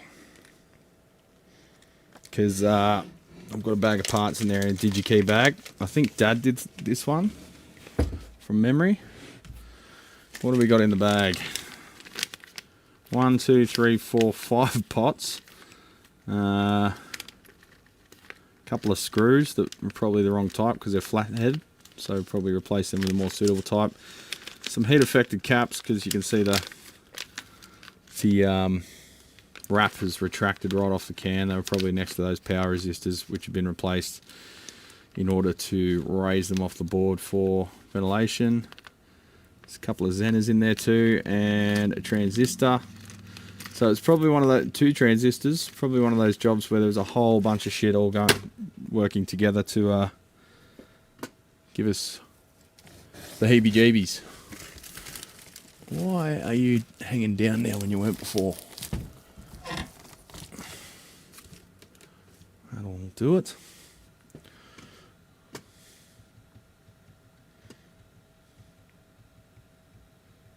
I was thinking about sending some 3-string trees to a friend. I called post office about the cost. Told me it was $45. Well, it cost me previously cost me $45 to send a whole one of my Marshall things over there in the it's like box where you can fit like 3 in one box, but all padded, so reasonably large box as well. So I think 45 is probably an overstatement because we don't charge any tariffs on the US, despite what everyone's saying. We don't charge tariffs.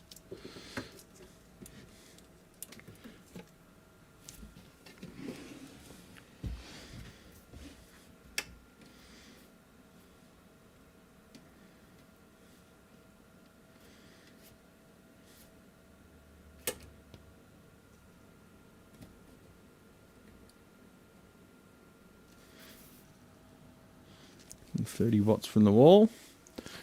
Just have a quick plug in and check it out. Hawaii to US. Maybe carrier pigeon. Oh, from Hawaii. Yeah, it could be different from Hawaii, maybe. I'm not sure. Because I guess you aren't really exporting much to Australia.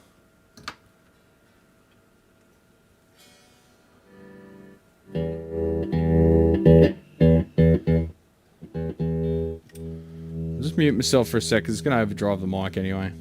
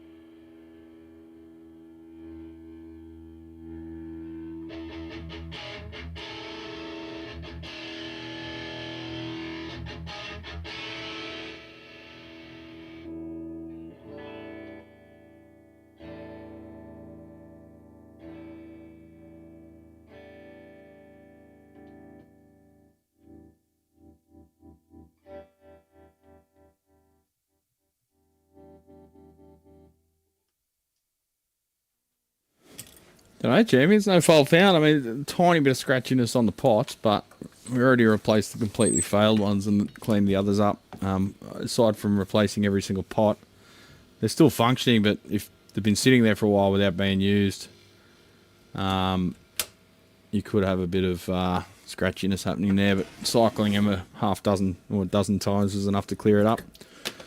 So I'll have to look at the paperwork on that one, double check what the complaint was, because it seems to be performing really well. These things sound pretty good for what they are. You can get them from, well, sometimes they're going up in value a bit because people are realising that they're pretty reliable, and compared to modern amps anyway. What else we got to do? That guy's bugging me for that one. I should have a look.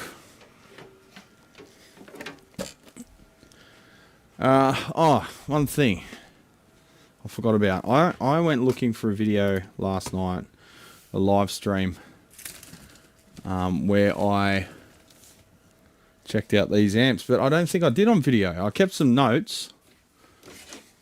I've got the notes. I believe I've written them down, but I didn't do a video on them.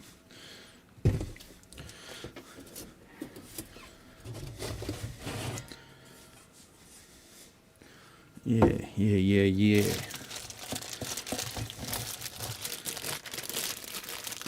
Yeah, I even had the screenshot. I used the screenshot, but I didn't. I swear I did a quote on this. I hope I didn't send it to the wrong person.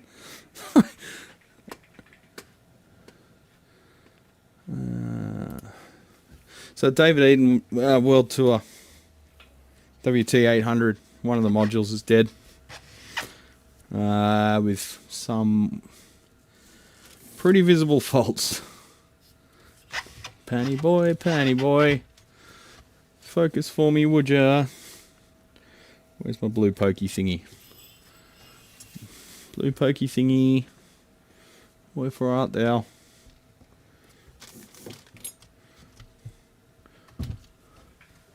Did Michelle steal my blue pokey thingy while she was stuffing around on the bench? I doubt it. There it is. I'll just blame her for it.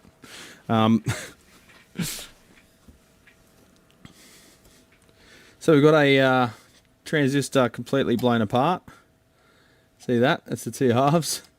The pin in the middle still in place. So that transistor's shelved itself. And this transistor's hanging on by 2 out of 3 legs. So it's blown a leg off as well. This resistor's smoked itself, or something else has smoked it. This transistor's blown a whole face off it. I think I'll be replacing all the solid state on this side. There's another cooked resistor here. This is what happens when there's no safety measures in an amp. It's just built basically to produce signal and not protect itself.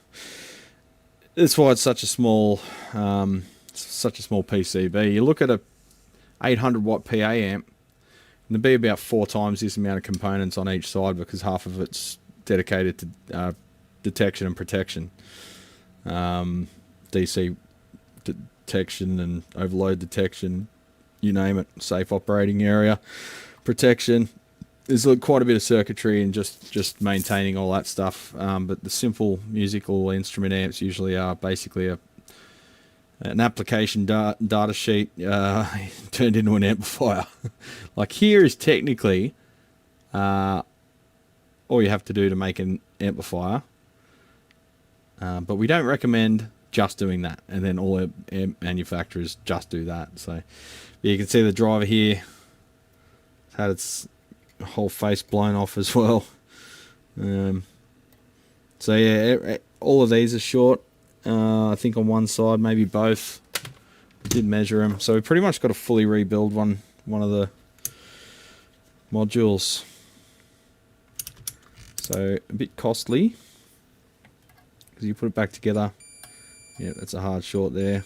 Hard short between all 3 terminals on one of those because they're all paralleled. Could be any one of them. And on the other side, yep, short. Short. So we've got six power transistors there, all now molten globs of silicon. And we've got drivers that have blown their face apart. And all the upstream VAS, voltage amplifier stage, bias spreaders, you name it, everything in this thing's fucked. Well, maybe the bias spreader's alright, but I won't be trusting it.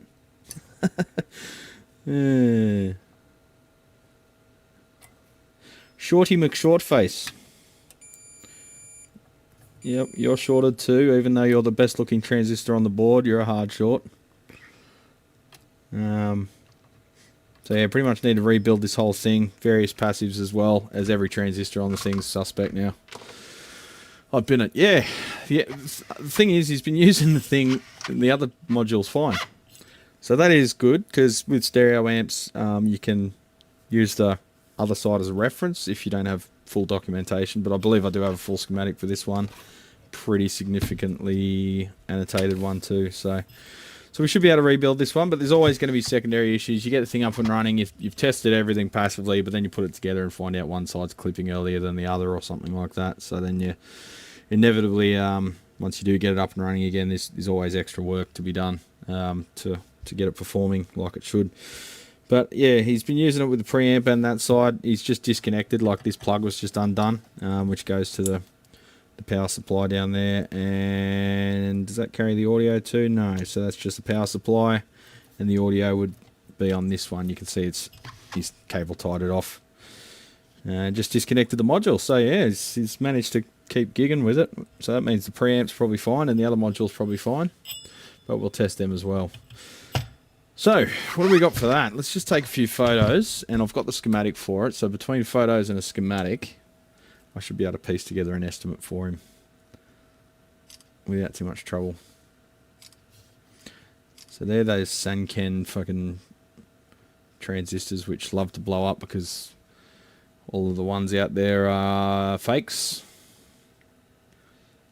There is one place in Sydney that stocks what I believe is the real ones, and I've used them and not had issues with them, but I've used them and had issues with them too. So that company, I'm not going to mention names, but they're not exactly the most honest company, so they're probably getting eBay ones and fucking quadrupling or multiplying the price by 10 and then selling them as the real deal. I wouldn't put that past them. So I'll be looking for some more modern ones, equivalents, that I can adapt, even if I've got to change biasing or change the circuit a little bit to use a current production transistor with better specs and a known chain of custody instead of just eBay shit. Alright, so now I've had a look at that, I can get that quote happening tonight. No rest for the wicked and whatnot. And as for the other one,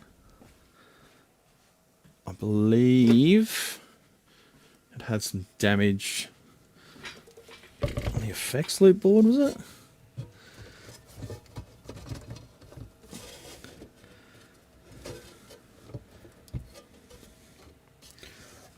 The cover's bloody bent.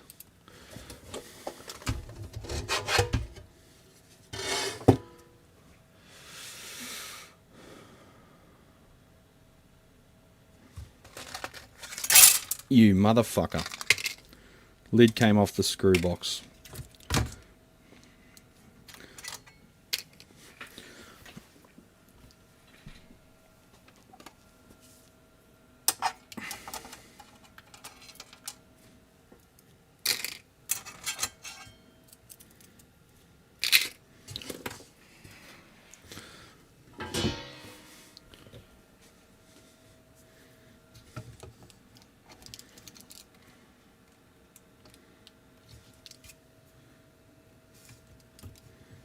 And this one had bulgy caps, main filter caps. I'll just see if I can find the job notes on this one because it's not as obvious what's going on with it.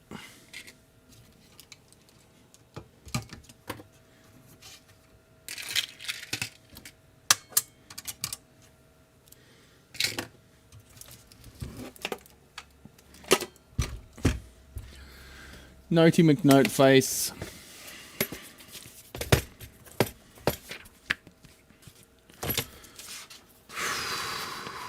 I swear I sent off a quote for these ones, man. Sometimes your brain just fabricates shit. Okay, so Eden notes were blown output stage in one channel. Assessed by previous tech. Spark, smoke, yes. And then I've got a list of all the transistors, ones that are in stock. Okay, so I've got the transistors in stock for that. We can shoot ahead of that once I get approval. GK, okay, I've taken note of the recap. 12,000 microfarad, 63 volts, snap in, 10mm lead spacing, general service plus 2 hours labour. 2 hours probably a bit heavy. General service plus probably 1 hour labour, I think, on that. Because it's otherwise working okay. It's just got scratchy controls and it's very dirty. And 2 bulgy filter caps. But that's a modern GK 400RB. Nothing like the original. Makes you wonder why they call it that. Oh yeah, there's some stuff I spotted down here too, which has got to be addressed. Someone's replaced a cap. Floated it way up in the air, and that's a fucking suntan, or it's a Jamicon, so probably getting their parts from Tektronix, I'd say. But come on, man, it's not hard to lift that board. Why float a cap up in midair? Flopping around and tack soldered to the old leads. Just trying to get a good angle. Alright, Penny Boy, you going to focus, bro? Why does it not focus, but then I hit the focus button and then it focuses? Alright, let's zoom out a bit. Focus? Alright, there we go. So you can see it floating around in midair.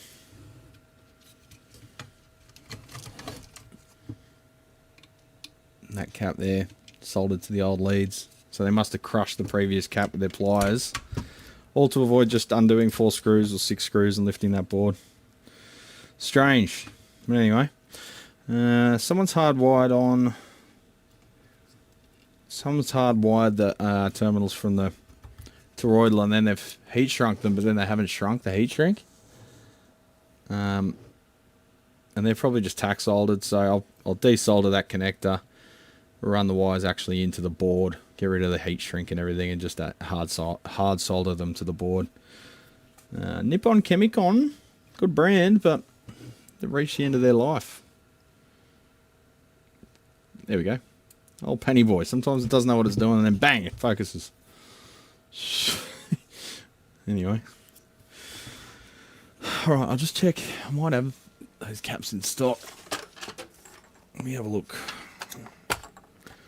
Sometimes when I'm ordering caps, I'll just get extras to have in stock. 10,000 50 volt. Damn.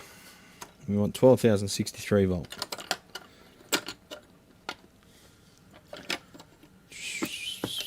Nishikon. 10,000 63 volt. Probably could use them with intolerance, but we'll get the proper ones.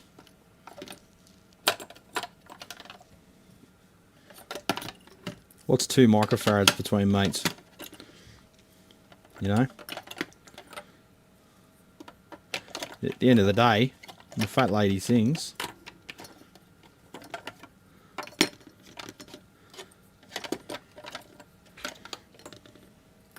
Get in there, you cockhead.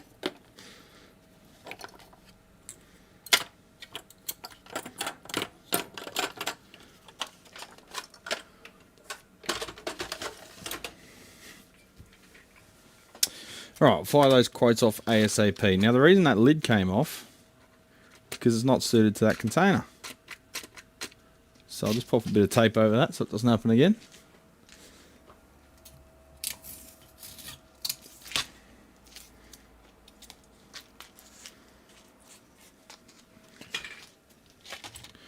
Put a rush on that one because it's been here for a while.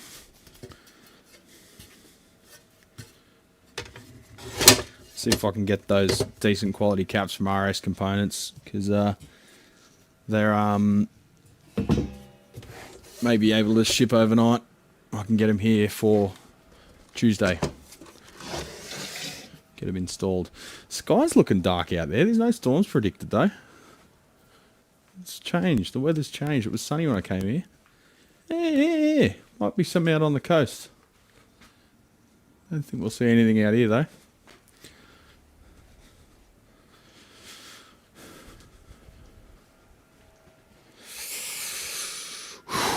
What's next?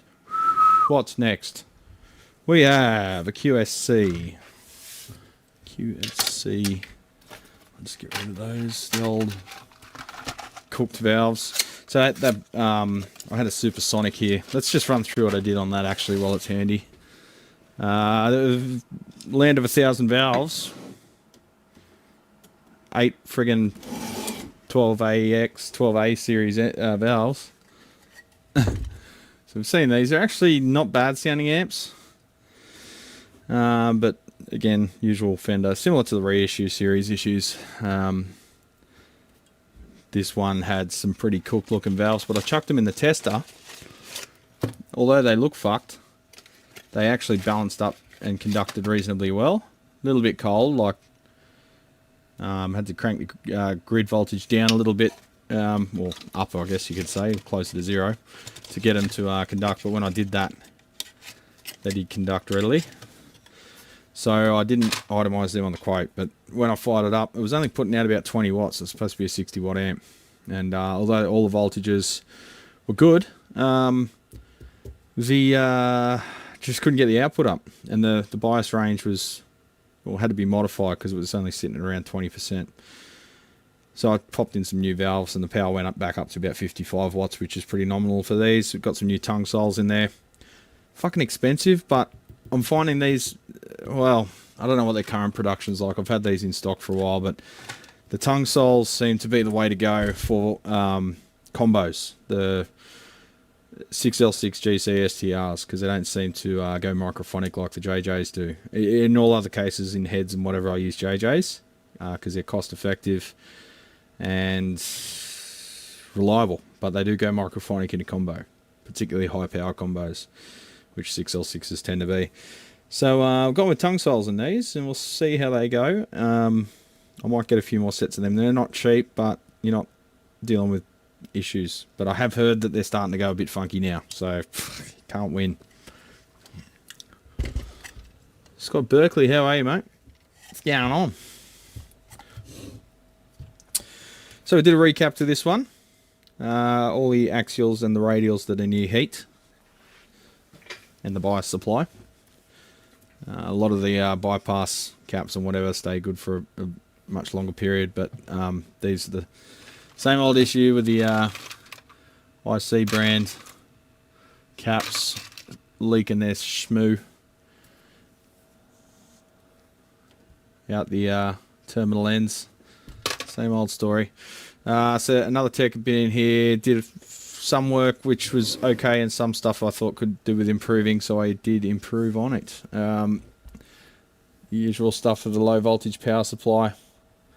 I mounted some new V-shays there, lifted off the board significantly, about half an inch under them.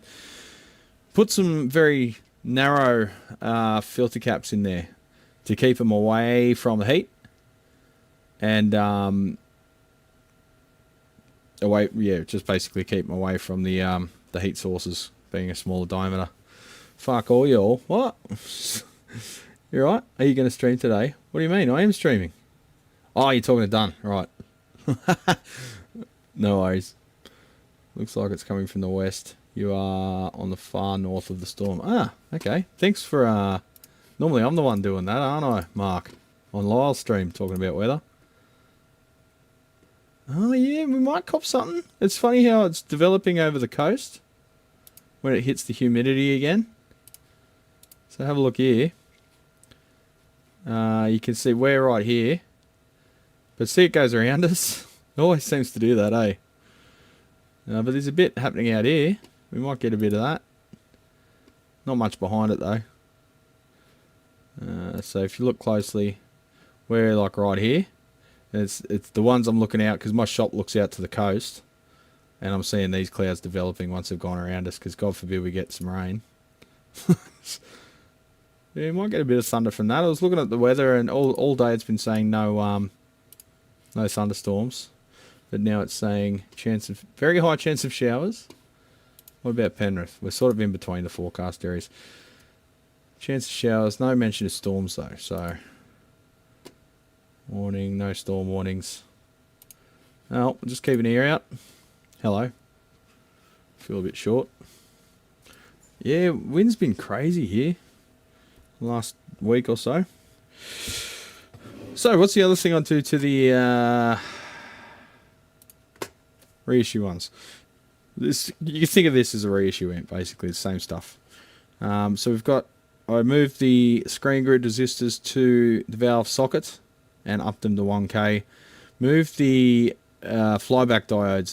This model does have flyback diodes, but I removed them off the board just so we've got no plate voltage on the board. It's just going to the output transformer. Less potential for arcing or arcing essentially. Because previously they went down to these diodes down here, one there and one there, and that's connected to ground. But you see how close that is to the other traces, and that's got the full plate signal swing on it. See down there? And see how close that is? What margins, champions? What margins? And that was the screen grid resistor previously, but it's got the voltage swinging on it, and other stuff here, which if something went wrong, that would be an arc over point. So now there's no plate voltage at all here. You've still got your screen voltage, which is unavoidable, and see how small the margins are. Again, they're not following any rules on how to make a PCB. But without reworking the whole thing and cutting a million traces, we're going to struggle to do anything there. But at least the screen grid doesn't have the signal flying around on top of it. But yeah, bad board design. Bad board design. Bad layout. But what do I know about layout? Because I'm not a professional engineer like that wanker in the US that keeps having a go at me. What else did we do? Oh, I put the grid stoppers right on the socket as well. Removed them off the board. Put a link wire there. And because there is a trace passing under that link wire, Fender haven't done this in several places. You've got a link there with nothing on it, so there's no insulation other than the solder mask. So where I've got plate voltage or whatever, I've just put a Teflon spaghetti over the link wire, just so it's got an extra level of insulation to that track that's passing underneath. Drop the first stage bypassing a little bit, which you can't see on this board because it's on the front board, which is flipped over. Replace the cap there, change the bias range with a 33 ohm resistor down there. Obviously a recap there, we've got the tube amp doctor caps there, the Gold Series high voltage axials. Over here I'll just remove my notes because they're in the way. Up this end we've got recap there with silicon. I've removed the heater fuse and bypassed it because it's a weak spot. You can see it's burned the board underneath and there's no need for it. It's just so it can adhere to European standards for importing. You got the two resistors here, the heater balance resistors. Some of them use 47 ohm, which is a bit low, and they use the half watt shitty carbon film resistors that always go open circuit, and if they did experience a fault, they catch fire readily, whereas these are fusible, so they work like fuses and they don't catch fire. Safety resistors. What else do we do? Just cleaned up a bit of wiring. There was some solder joints that either had been touched up and had excessive blobs of solder on them, and there were a few that needed a bit more touching up on the valve sockets, that kind of thing. And then just gave her a general service, cleaned all the pots, all of that. So that's ready to go back in the cabinet once I've cleaned it out. Speaker test's okay, so does a reverb tank. That's another one out the door. Another one bites the dust.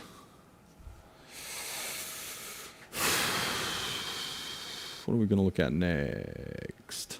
What's that one? That's the Rivera. I've quoted the Riveras. Waiting for parts to turn up. Oh, we've got an old Jans. You guys know what Jans is? I probably should have said no to this one. Oh, Jesus. Fucking monster.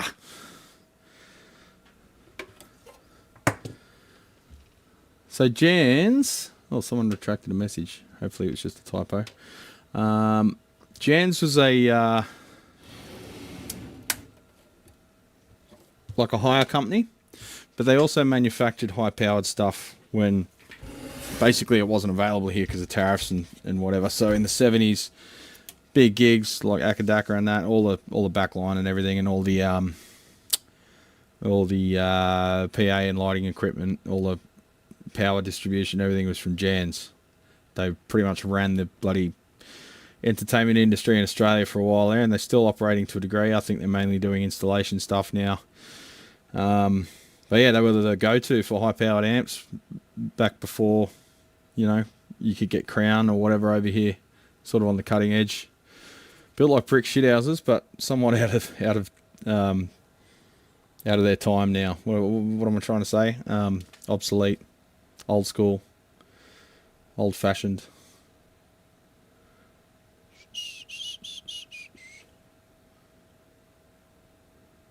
I lost my solder iron license because I'm not allowed to operate machinery. Would you call it soldering iron machinery though? Like, it's just a hot pencil, really, isn't it? Anyway, let's have a look at this one. I think he said general service, and I said, well, it's a fucking million years old, so it's going to be more than a general service. I mean, it's still got flat blade fucking screws on the chassis.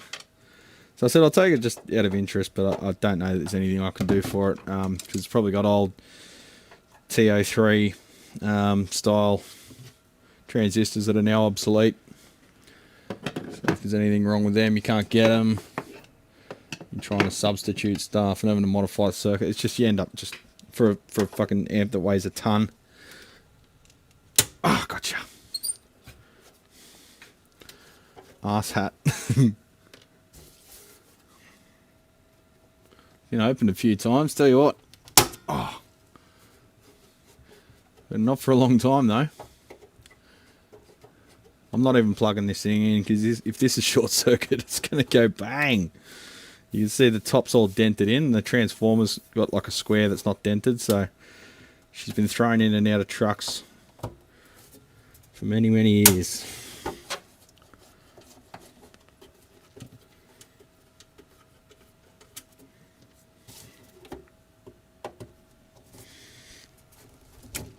Come on! Don't strip! Oh, I'm not even going to be able to open this thing, man.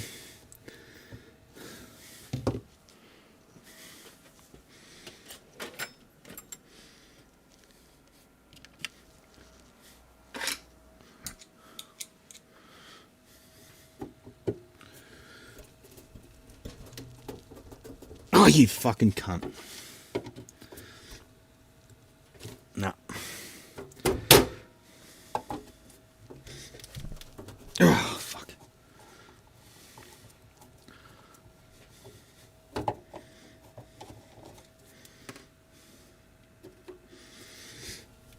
Oh, that one was easy. I'm leaning into it. And it just let go. We got one. There's always one, champions.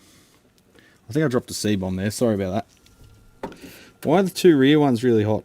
Hard. Oh, Jesus, I'm lifting my leg off the floor just to try and get leverage off the bottom side of the bench. Cover wasn't going to vibrate itself off anytime soon. No. Ugh.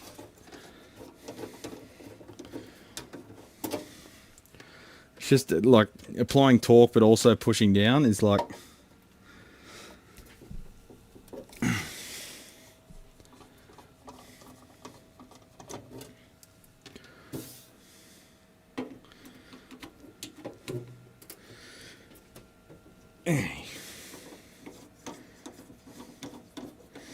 Built more like a welder than an amp.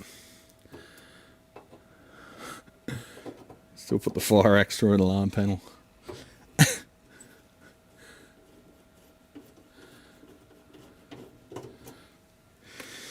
Can't be tight if it's liquid. That's what they say. Alright, we're going to try and use the screw extraction pliers to get that last one out. These are handy dandy little things, but being that they're truss head screws, we might still have difficulty. Come on, Penny boy. So yeah, they're sort of designed to grab in many different ways. You can grab it from the end. That's probably not going to help us much, but I'll try and just, I mean, not really worried about scratching the top, are we? Look at it. But we might not be able to get enough down pressure on it. So what I might do is grab a block or something just to push down.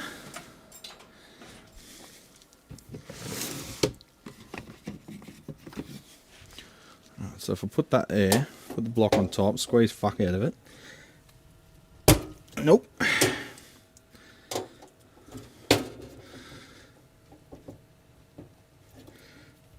Hang on, we're angled a bit there. No, it just wants to fly off.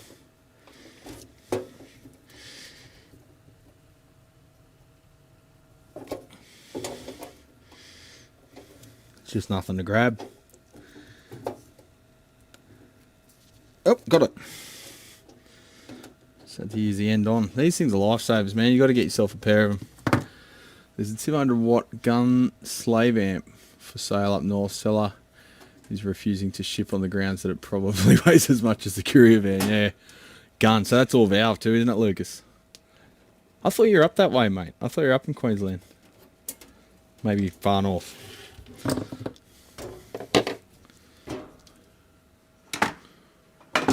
Ah, you fucking asshole. Alright.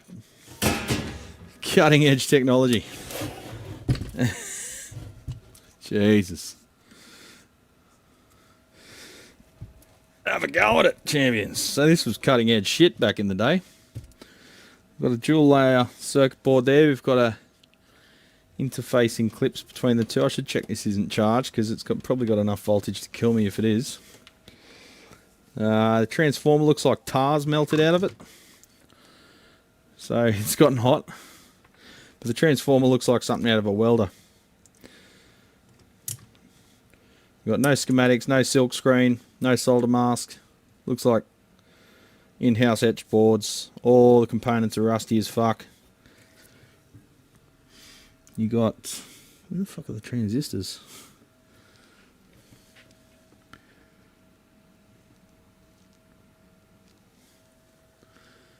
I'm going to call it an interesting construction technique. We've got a ground somewhere. Hello? Let's go off the chassis.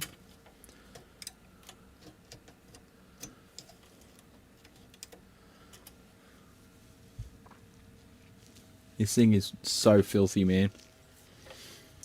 It's got built-in crossover.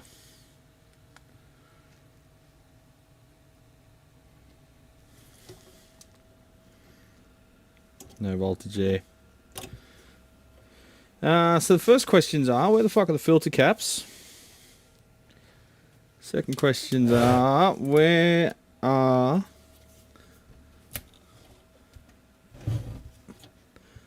the transistors? I can see the board they're mounted on, but it's like they're...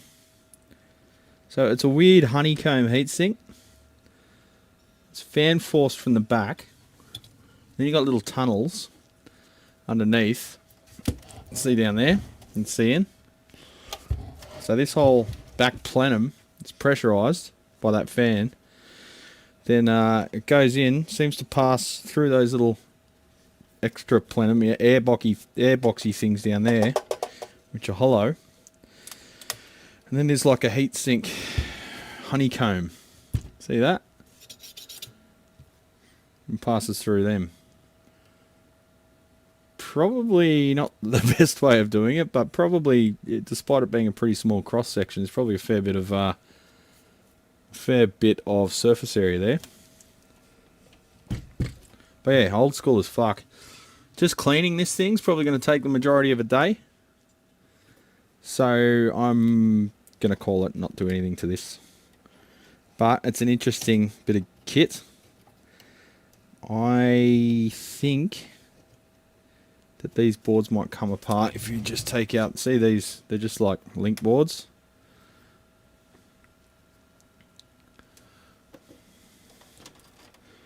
These boards might only be being held in place by them.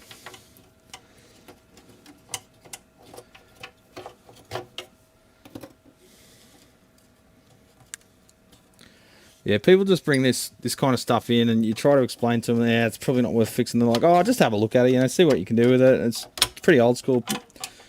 Just needs a service. I'm like, yeah, but a service is like, it's like saying your 52 Chevy that's been sitting in a shed for 50 years just needs a service and get it back on the road, mate. It's not.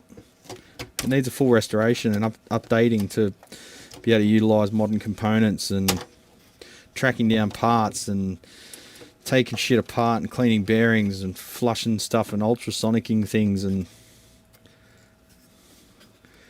alright, so that's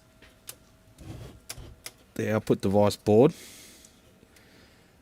You can see them 1, 2, 3, 1, 2, 3, because the component leads are offset to one side. And over here, 1, 2, 1, 2. So this isn't even the top class model because there's an extra vacant spot there for an extra transistor. So this has got 5 transistors per side. And there's obviously a version, high power version, that's got 6 per side, probably a higher voltage transformer. I mean, this probably could be brought back to life. But at what cost, you know? Because this would all have to be taken apart, cleaned, and yeah, stuff. The fan probably needs replacement, and that's providing there's nothing wrong with the transformer, which looks like it's been leaking tar.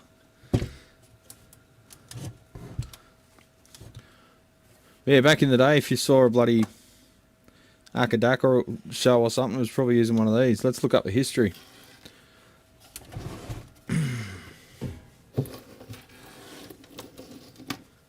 Burn it. You know what? You could probably set fire to this thing and it'd probably still work.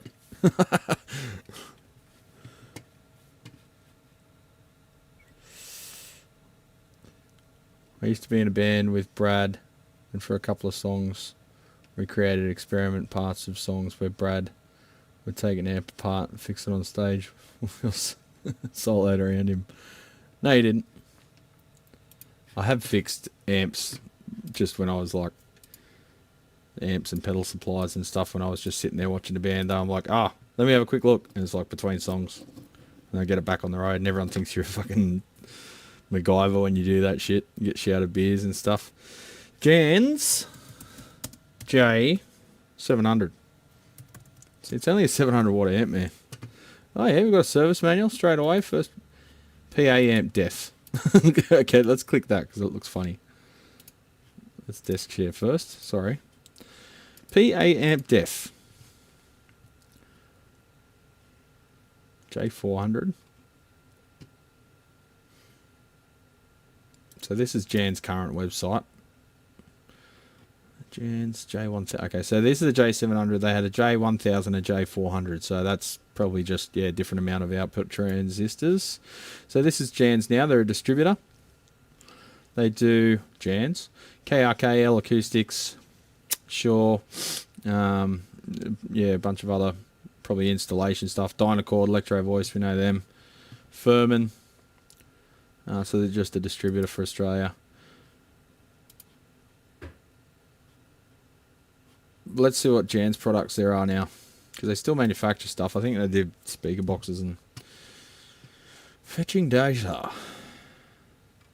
Providing innovative products since 1970. Okay, so they're doing cables. Fuck all. That's all they make now. Okay. Yeah, they used to manufacture everything under the sun.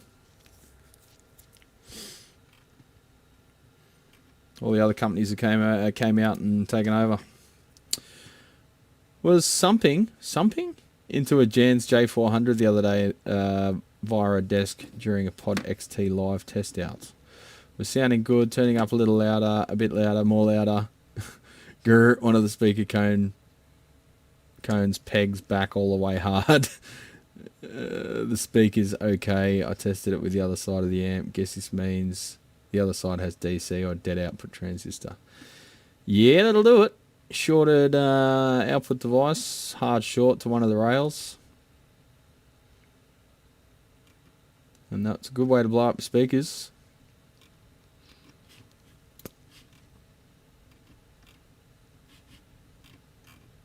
Can't find much other information on this. Fuck, that wind is strong, man. I thought it sounded like someone was walking on the roof then. Ah, so yeah, service manual. Did that download? What happened there?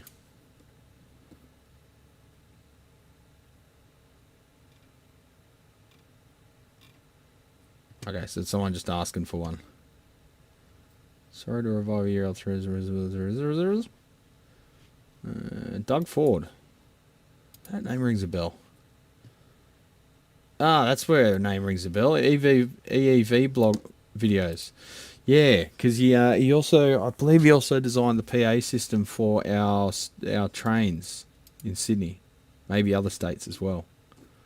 The public announcement system. And the train operator intercom system.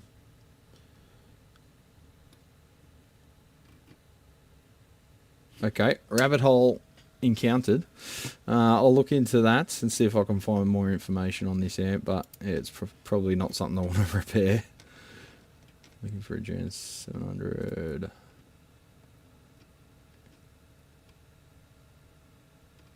Oh, no links there.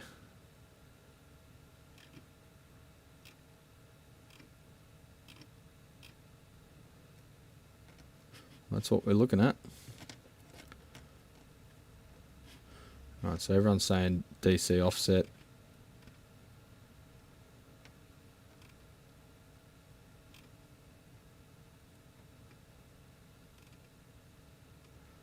No, I don't think we're going to get any service data there, but yeah, I'll look into it. But again, I don't think this is going to be economical.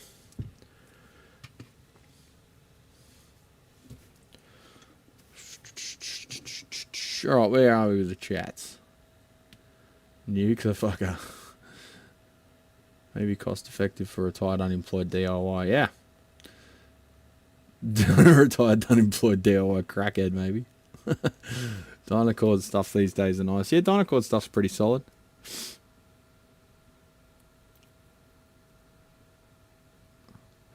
So Stephen, take it easy, champ. Stay metal or whatever's, yeah.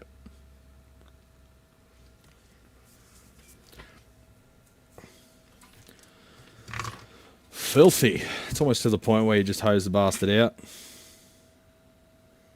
Just dip it one half or 1/4 at a time in the ultrasonic.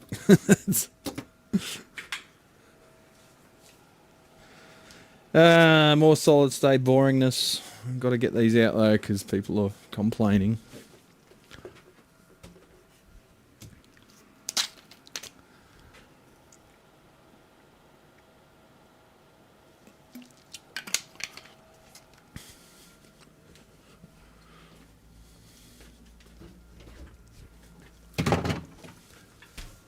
Excuse me for a second, champion. It's just going to blow my nose. You don't want to listen to that.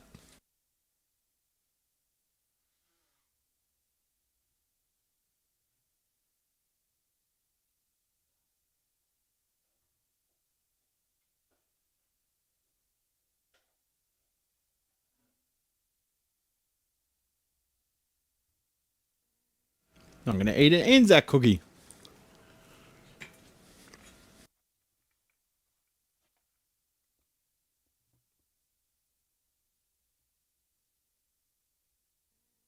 You listen to more grunge, alternative metal, or 80s hard rock.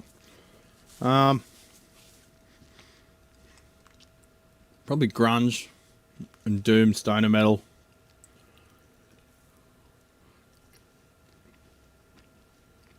Bit of everything, really.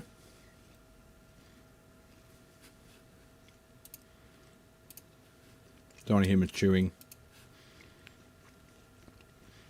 There you go, you get a noise suppressor. Is the noise suppressor even working? Doesn't look like it. No. What's going on with that?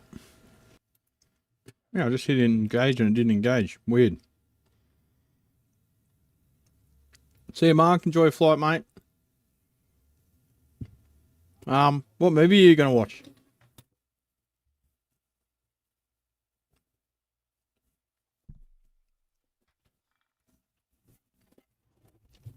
Alright. Here goes my back. Holy fuck.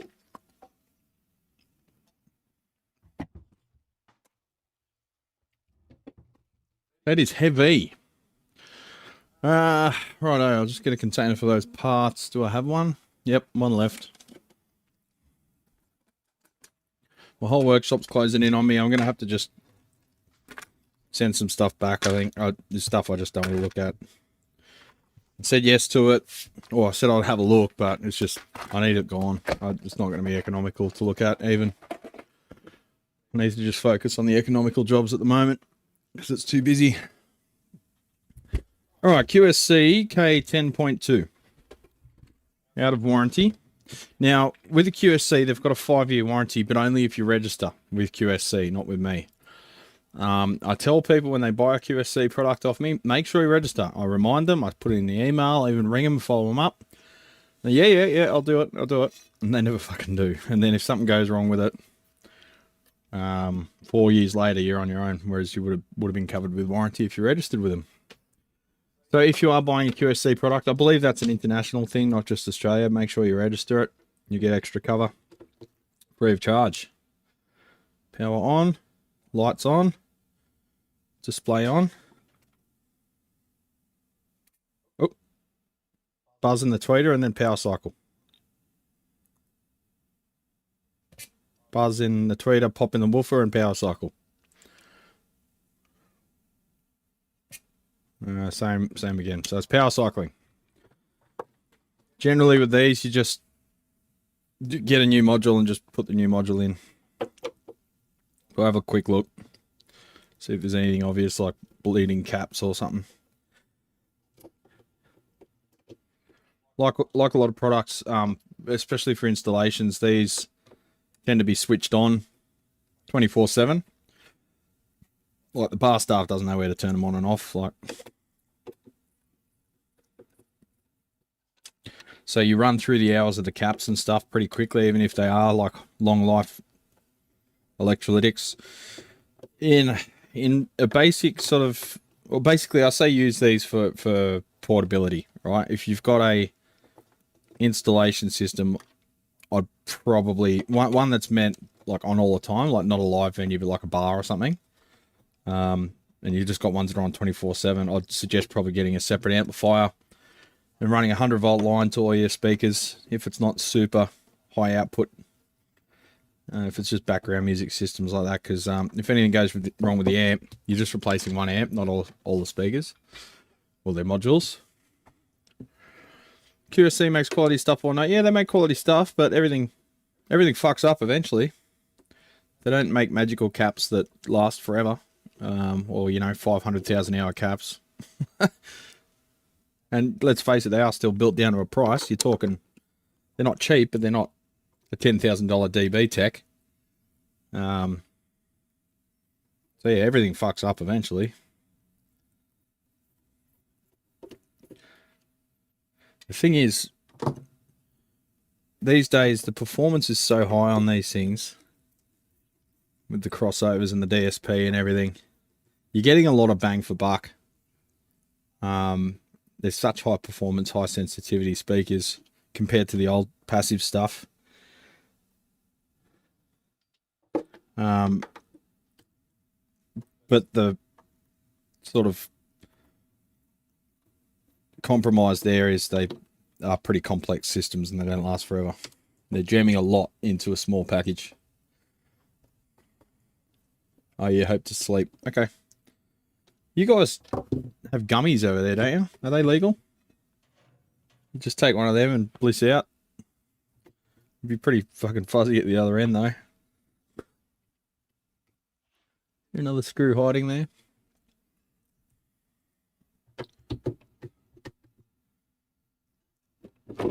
Nope. Gotcha. Alright, so it's just got a plug. Oh, that wind's got to be doing damage, man. That's so strong. Alright, so there's probably nothing wrong at all with the box. It's all just the module. I haven't had one of these apart before. So let's learn together.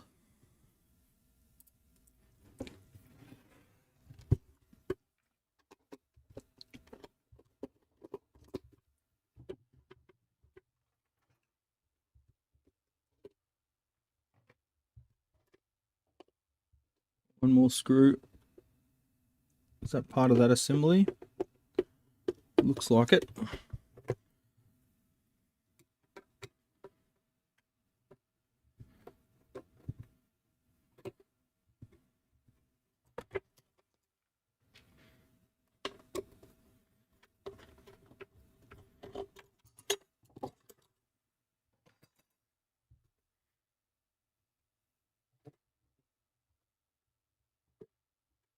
What a weird assembly.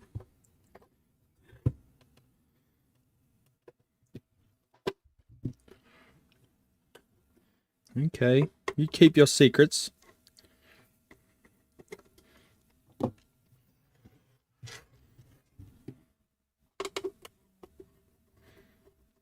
Man, if it's this windy down here, it's going to be super windy at home because we're right on the top of a ridge. Alright, cover out.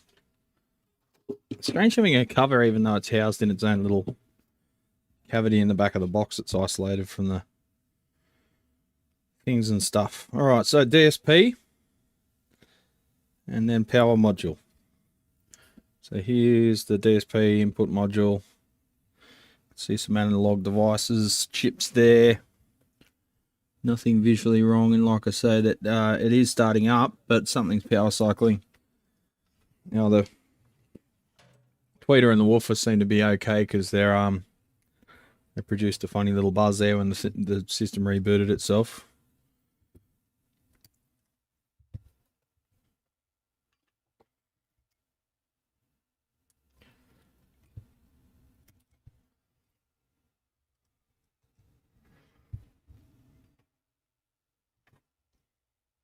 It's almost like it was doing a self-test.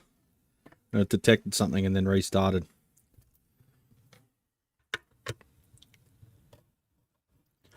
We have a Fishman Loudbox Artist which has an 8-inch speaker. I want to get an 8-inch powered speaker to run in addition to Loudbox Artist, so at 2.8's putting out sound when needed. He recommended the 8-inch power speakers. So I do the shit. Sorry, slipped out of my hand. I do the DB Technologies BH8, which is a good affordable one. They also do a... No, it's a BH8, yeah. BH8 will do it, and I sell them for like $500, something like that. Here's one up the front I can show you. Very simple, nothing to it. It doesn't have any Bluetooth or anything like that, but you don't, you know, it's just a simple extension speaker. They're actually pretty good, pretty impressive in the low-end response. I recommend them for acoustic players because there's not a hell of a lot of bottom end in there anyway. And the top end's just as good as their bigger speakers because it's the same tweeter. Here's one. Oh, zoom out a bit. That's a BH8. Nice and compact. You can sit it in wedge configuration like that. And it's actually at about a 45-degree angle. Sometimes they're a bit forwards like that when you do them like that. So you sort of need to sit them right forwards. But these you can put them about a meter in front of you and it's sort of pointed right at you. And they're actually good because I don't know if you know about matched monitors, but generally if you've got two monitors, you want the tweeter to be the furthest outwards so your ears can pick them up better. If they're center, you sort of psychoacoustics, long story, but if you've got a set with the tweeters pointing outwards because you're hearing it in the treble frequencies is more directional, you get better clarity on stage if the tweeters are furthest out. Some of them only have a wedge on one side. This K series, for example, you can only mount them one way. So all your tweeters have to be on the left if you're using it in a wedge condition. But this is shaped so you can use it either way. So then you can tilt it that way and have the tweeter out on the right for your right hand one, and the tweeter on the left for the left hand one, which is pretty nice for such a affordable speaker. Not a lot happening on the back. You've got your balanced link output just to go daisy chain to the next unit. Line and mic, which just changes the input gain. Balanced input, TRS, XLR combo, volume, and it's got a DSP bass boost essentially. So if you're just playing background music, you can hit the bass boost and whoa, fucking bass. I'll just use it flat in acoustic mode, and that's all there is to it. It's got the pole mount on the bottom, nothing special there. Little handles on the side as well, so you can pick it up sideways, or a handle on the top. And I believe they come with a bag as well. It's not a very thick padded bag, but it's just to stop it getting scratched when you throw it in the van.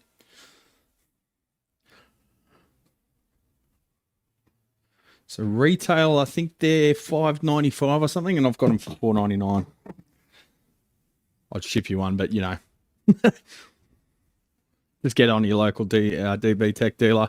There's also in QSC the CP8. It's pretty popular, but again, you've only got the one-way wedge, and they're more than double the price, I think. I still have internet. Nice on the plane. QSC has nice access to service manuals and parts. Yeah, I haven't been down that rabbit hole yet, but I've got my little sources for that stuff. Right, how does this come off? Looks like it's got a rubber boot.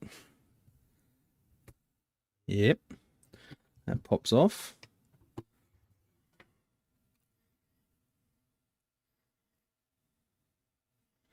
What's holding on?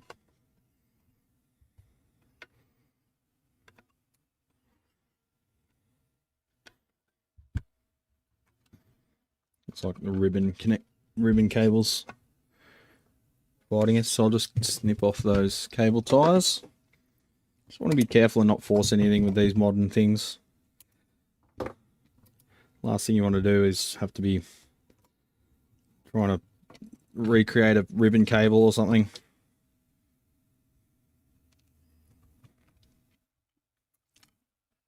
Alright, so that's the fans. Can disconnect that cable tie, flip that lid over,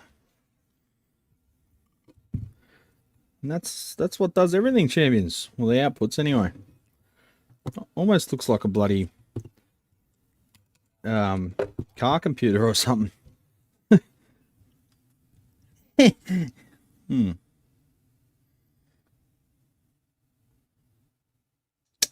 That's a power supply in the outputs, and everything's heat sunk to the bottom. So I'm feeling like it might just be a module replacement. So what I might do is I'll fire off an email just asking for a quote for a new module, and in the process we could probably upgrade it to a 12.2. Okay, 12. Is this 12.2? No, 10.2. Sorry, no, it already is a 10.2. So yeah, all I got to do is just send them the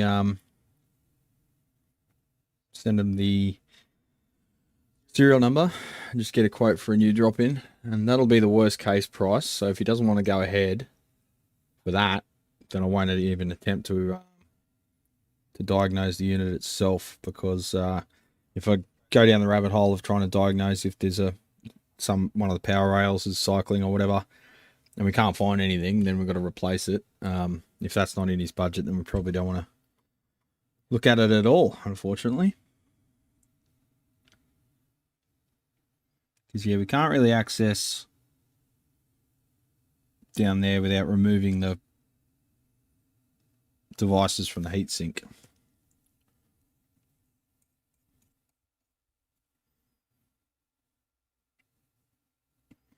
I'll just see what it does now that we've disconnected the speakers. Just give the speakers a quick test.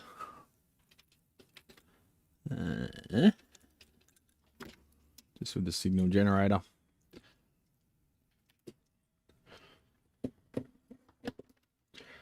Yeah, Electro Voice is good. I had their Live X series, I think it was called. Got rid of it after COVID. I used to run PAs and stuff pretty much for fun because, you know, you don't make a living off it. Just to keep me out of trouble. Got me into more trouble than it kept me out of, but...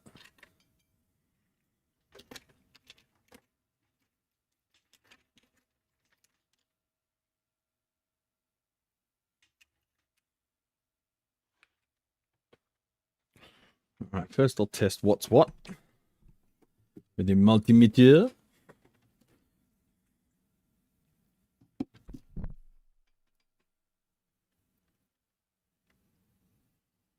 .5 ohm. 6.4 meg. What? 2.5 meg. What? 6.4 meg. 6.4 meg. Why is it changing?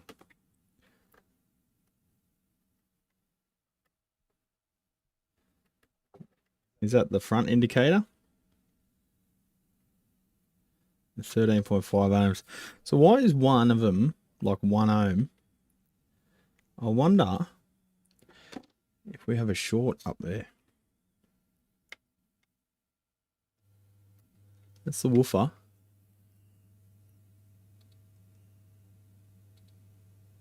We're running it square wave. We'll change that to sine. Bring up the amplitude.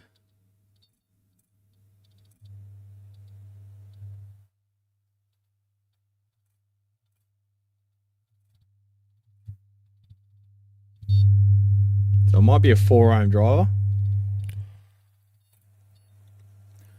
Alright, we'll change that frequency to 10 kilohertz.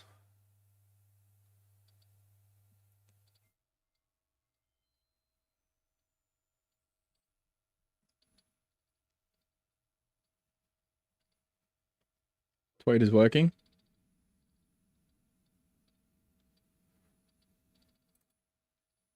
Sounds lovely, doesn't it? Okay, so woofer and tweet are working. I believe the middle one might be front panel indicator, which doubles as a, I believe you can set it to be a clipping indicator, which is very handy as well. So that's the other weird measurement we're getting that's like multiple meg because it's actually going to like probably a data line or something.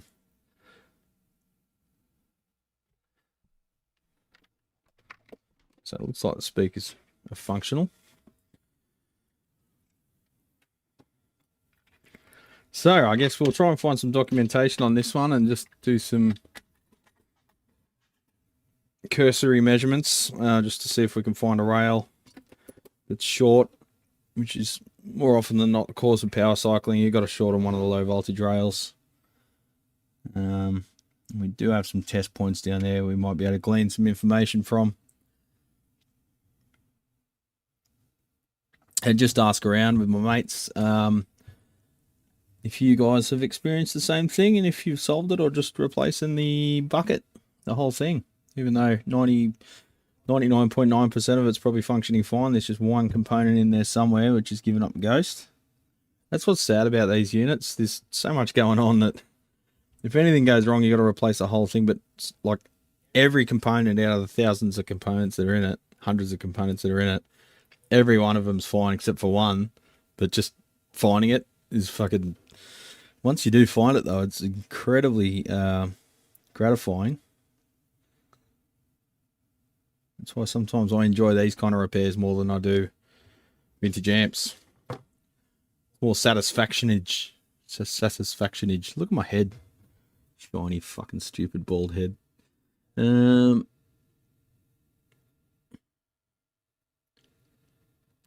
Just get my head around the construction. So you got a little LCD board there with the user interface on it for the DSP. So it's got the control inputs. You've got some analog stuff there for the input gain, Lelon and Rubicon caps and Nichicon caps. Good stuff, quality components. Got a DSP there. Analog devices.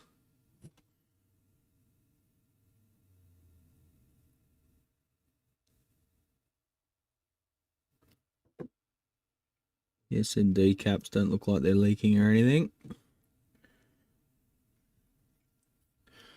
So, I mean, it could be the output. If I had another one of these here, like a second-hand one, I could swap out a module and see, isolated at least to the board module. If they do sell them individually, that can be a more efficient way of repairing something, because obviously there's nothing wrong with the housing, and the power supply is probably fine, and so is the output amp probably. So I've got a feeling it's something in the DSP side causing a problem. So, more research required. Yay. More time down the drain. Yay. Right when I got none.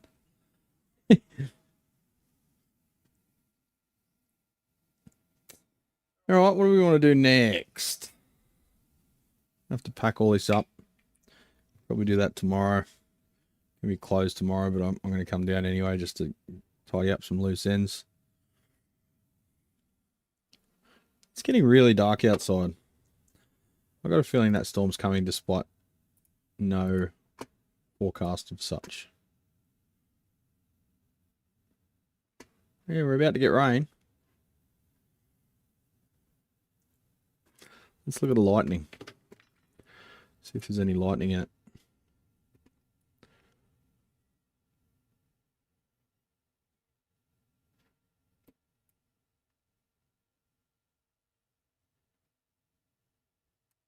Oh, you know what? The Bathurst 1000's on today. I forgot about that. They'd be copping some rain out there. I wonder if it's caused any chaos. There's no lightning in it. No thunderstorm.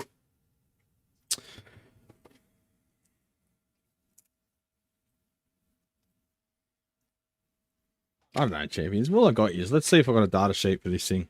A service manual. Well, if just while you're here.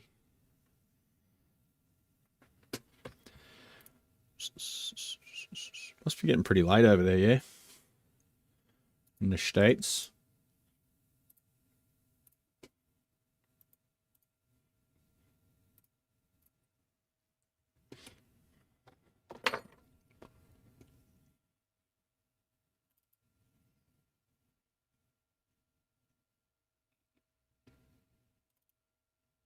QSC.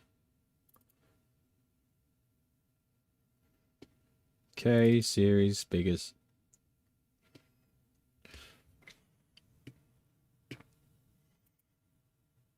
K series and schematic.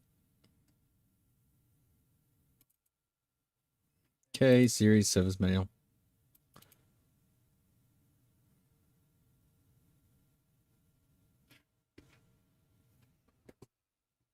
Not K.2 though, but I don't know if that makes much of a difference. If that's a data, mainly firmware changes maybe.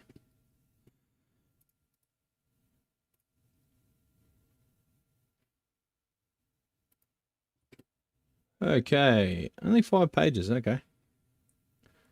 All right, let's look at the power supply. Oh, I'm hearing some rain.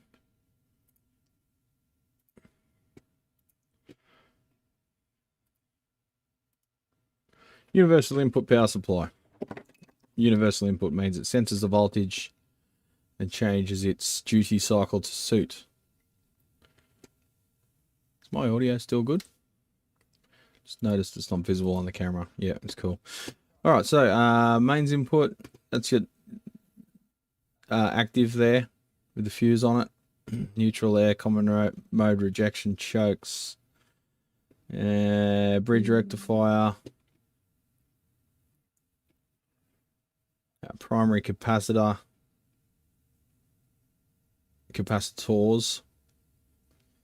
There's your DC going to a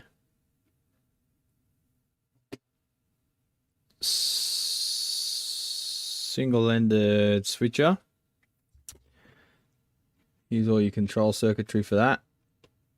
Oh, sorry, my scrolling's all over the shop. Alright, so there's the... Let's go to the hand. Speak to the hand. So it's taken an AC tap off there.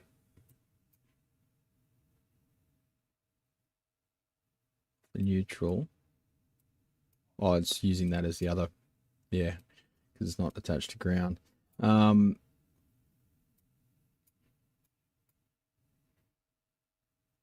That's giving it a kickstart down here. Well, that's actually, no, you know what? That's the AC present sense. Up here's the, this is the, see up here, you got T2, T1, T3, T2. The T2 down here, that's another power supply with a linear regulator. Huh. So there's your half-wave rectified input. And it says it's PSU bias. Interesting setup. Alright, so on the secondary over here, you got, that's your optocoupler, U3. And that's getting received down here, you other half of U3. So that's giving the feedback on the voltage. It's getting switched by Q15. So that's your plus 85 volt rail.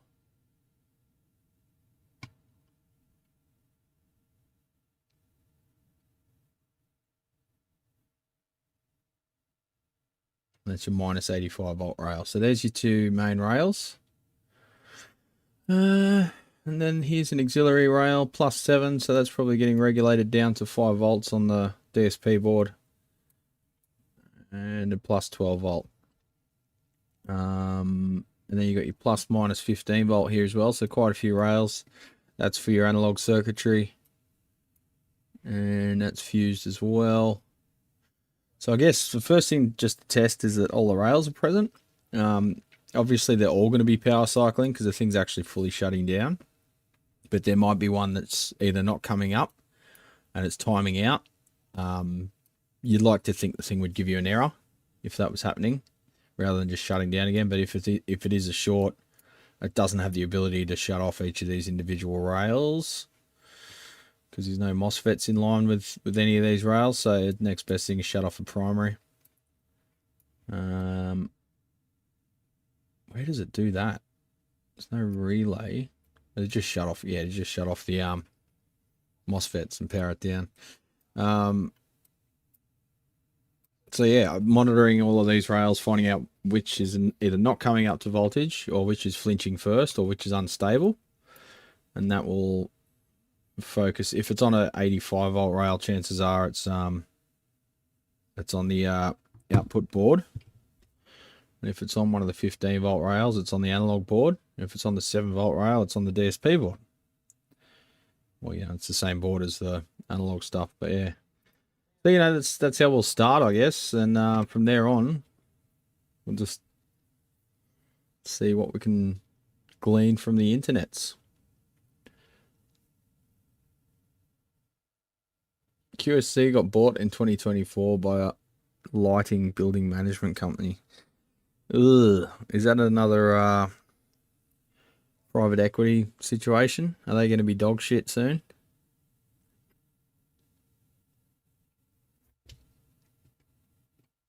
Tuning in from Cairns. We've got another person from Cairns. We've got a few people from Cairns today.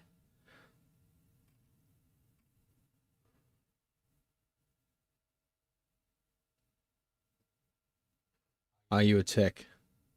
Who, me? Oh, Lou. I don't feel like a tech today. With units like this that are pretty much module replacement jobbies.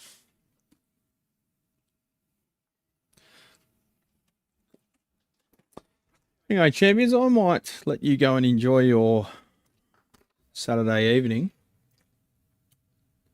/ Sunday morning. It's probably past midnight over there in some places. And I'm going to go do some paperwork and go and hang out with my darling wife. I was supposed to cook a dinner today, but we were running around too much. I was supposed to slow cook my Mexican beef, but that's an all-day thing, and now it's too late. At least when I got all the amps stacked up, I feel like it's encroaching on me. Like, I'll show you what I mean. At least when I've got all the amps stacked up, people don't question why I'm why I can't take their jobs. So you can see. Oh, I'll just clean my lens. Why is it zoomed in?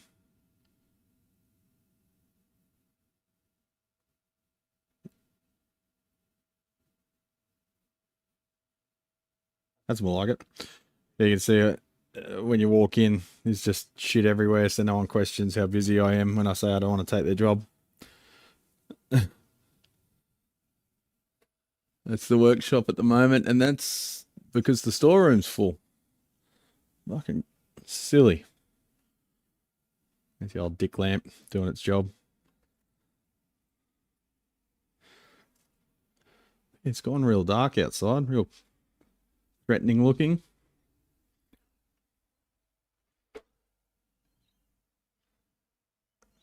Car park's empty. I'm the only stupid bastard still here.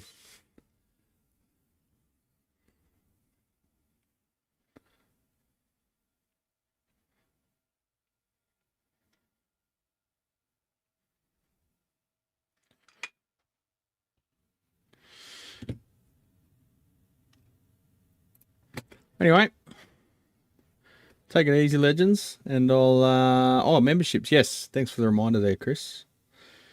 And just go over to the window, give out 5 more free memberships, if I remember how. Yep, there we go, membership gifting. There goes 5. Let's see who gets them.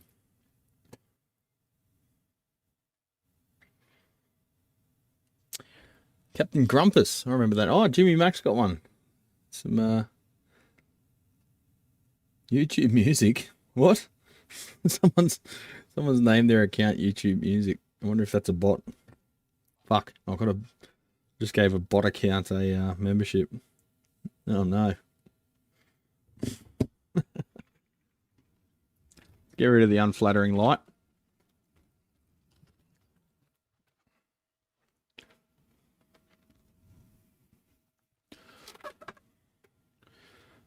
And I'll see you next time, Jimmy. So go and enjoy yourself. Be kind to one another. The only thing you shouldn't tolerate is intolerance. And moisturize your elbows. Take it easy. See you next time.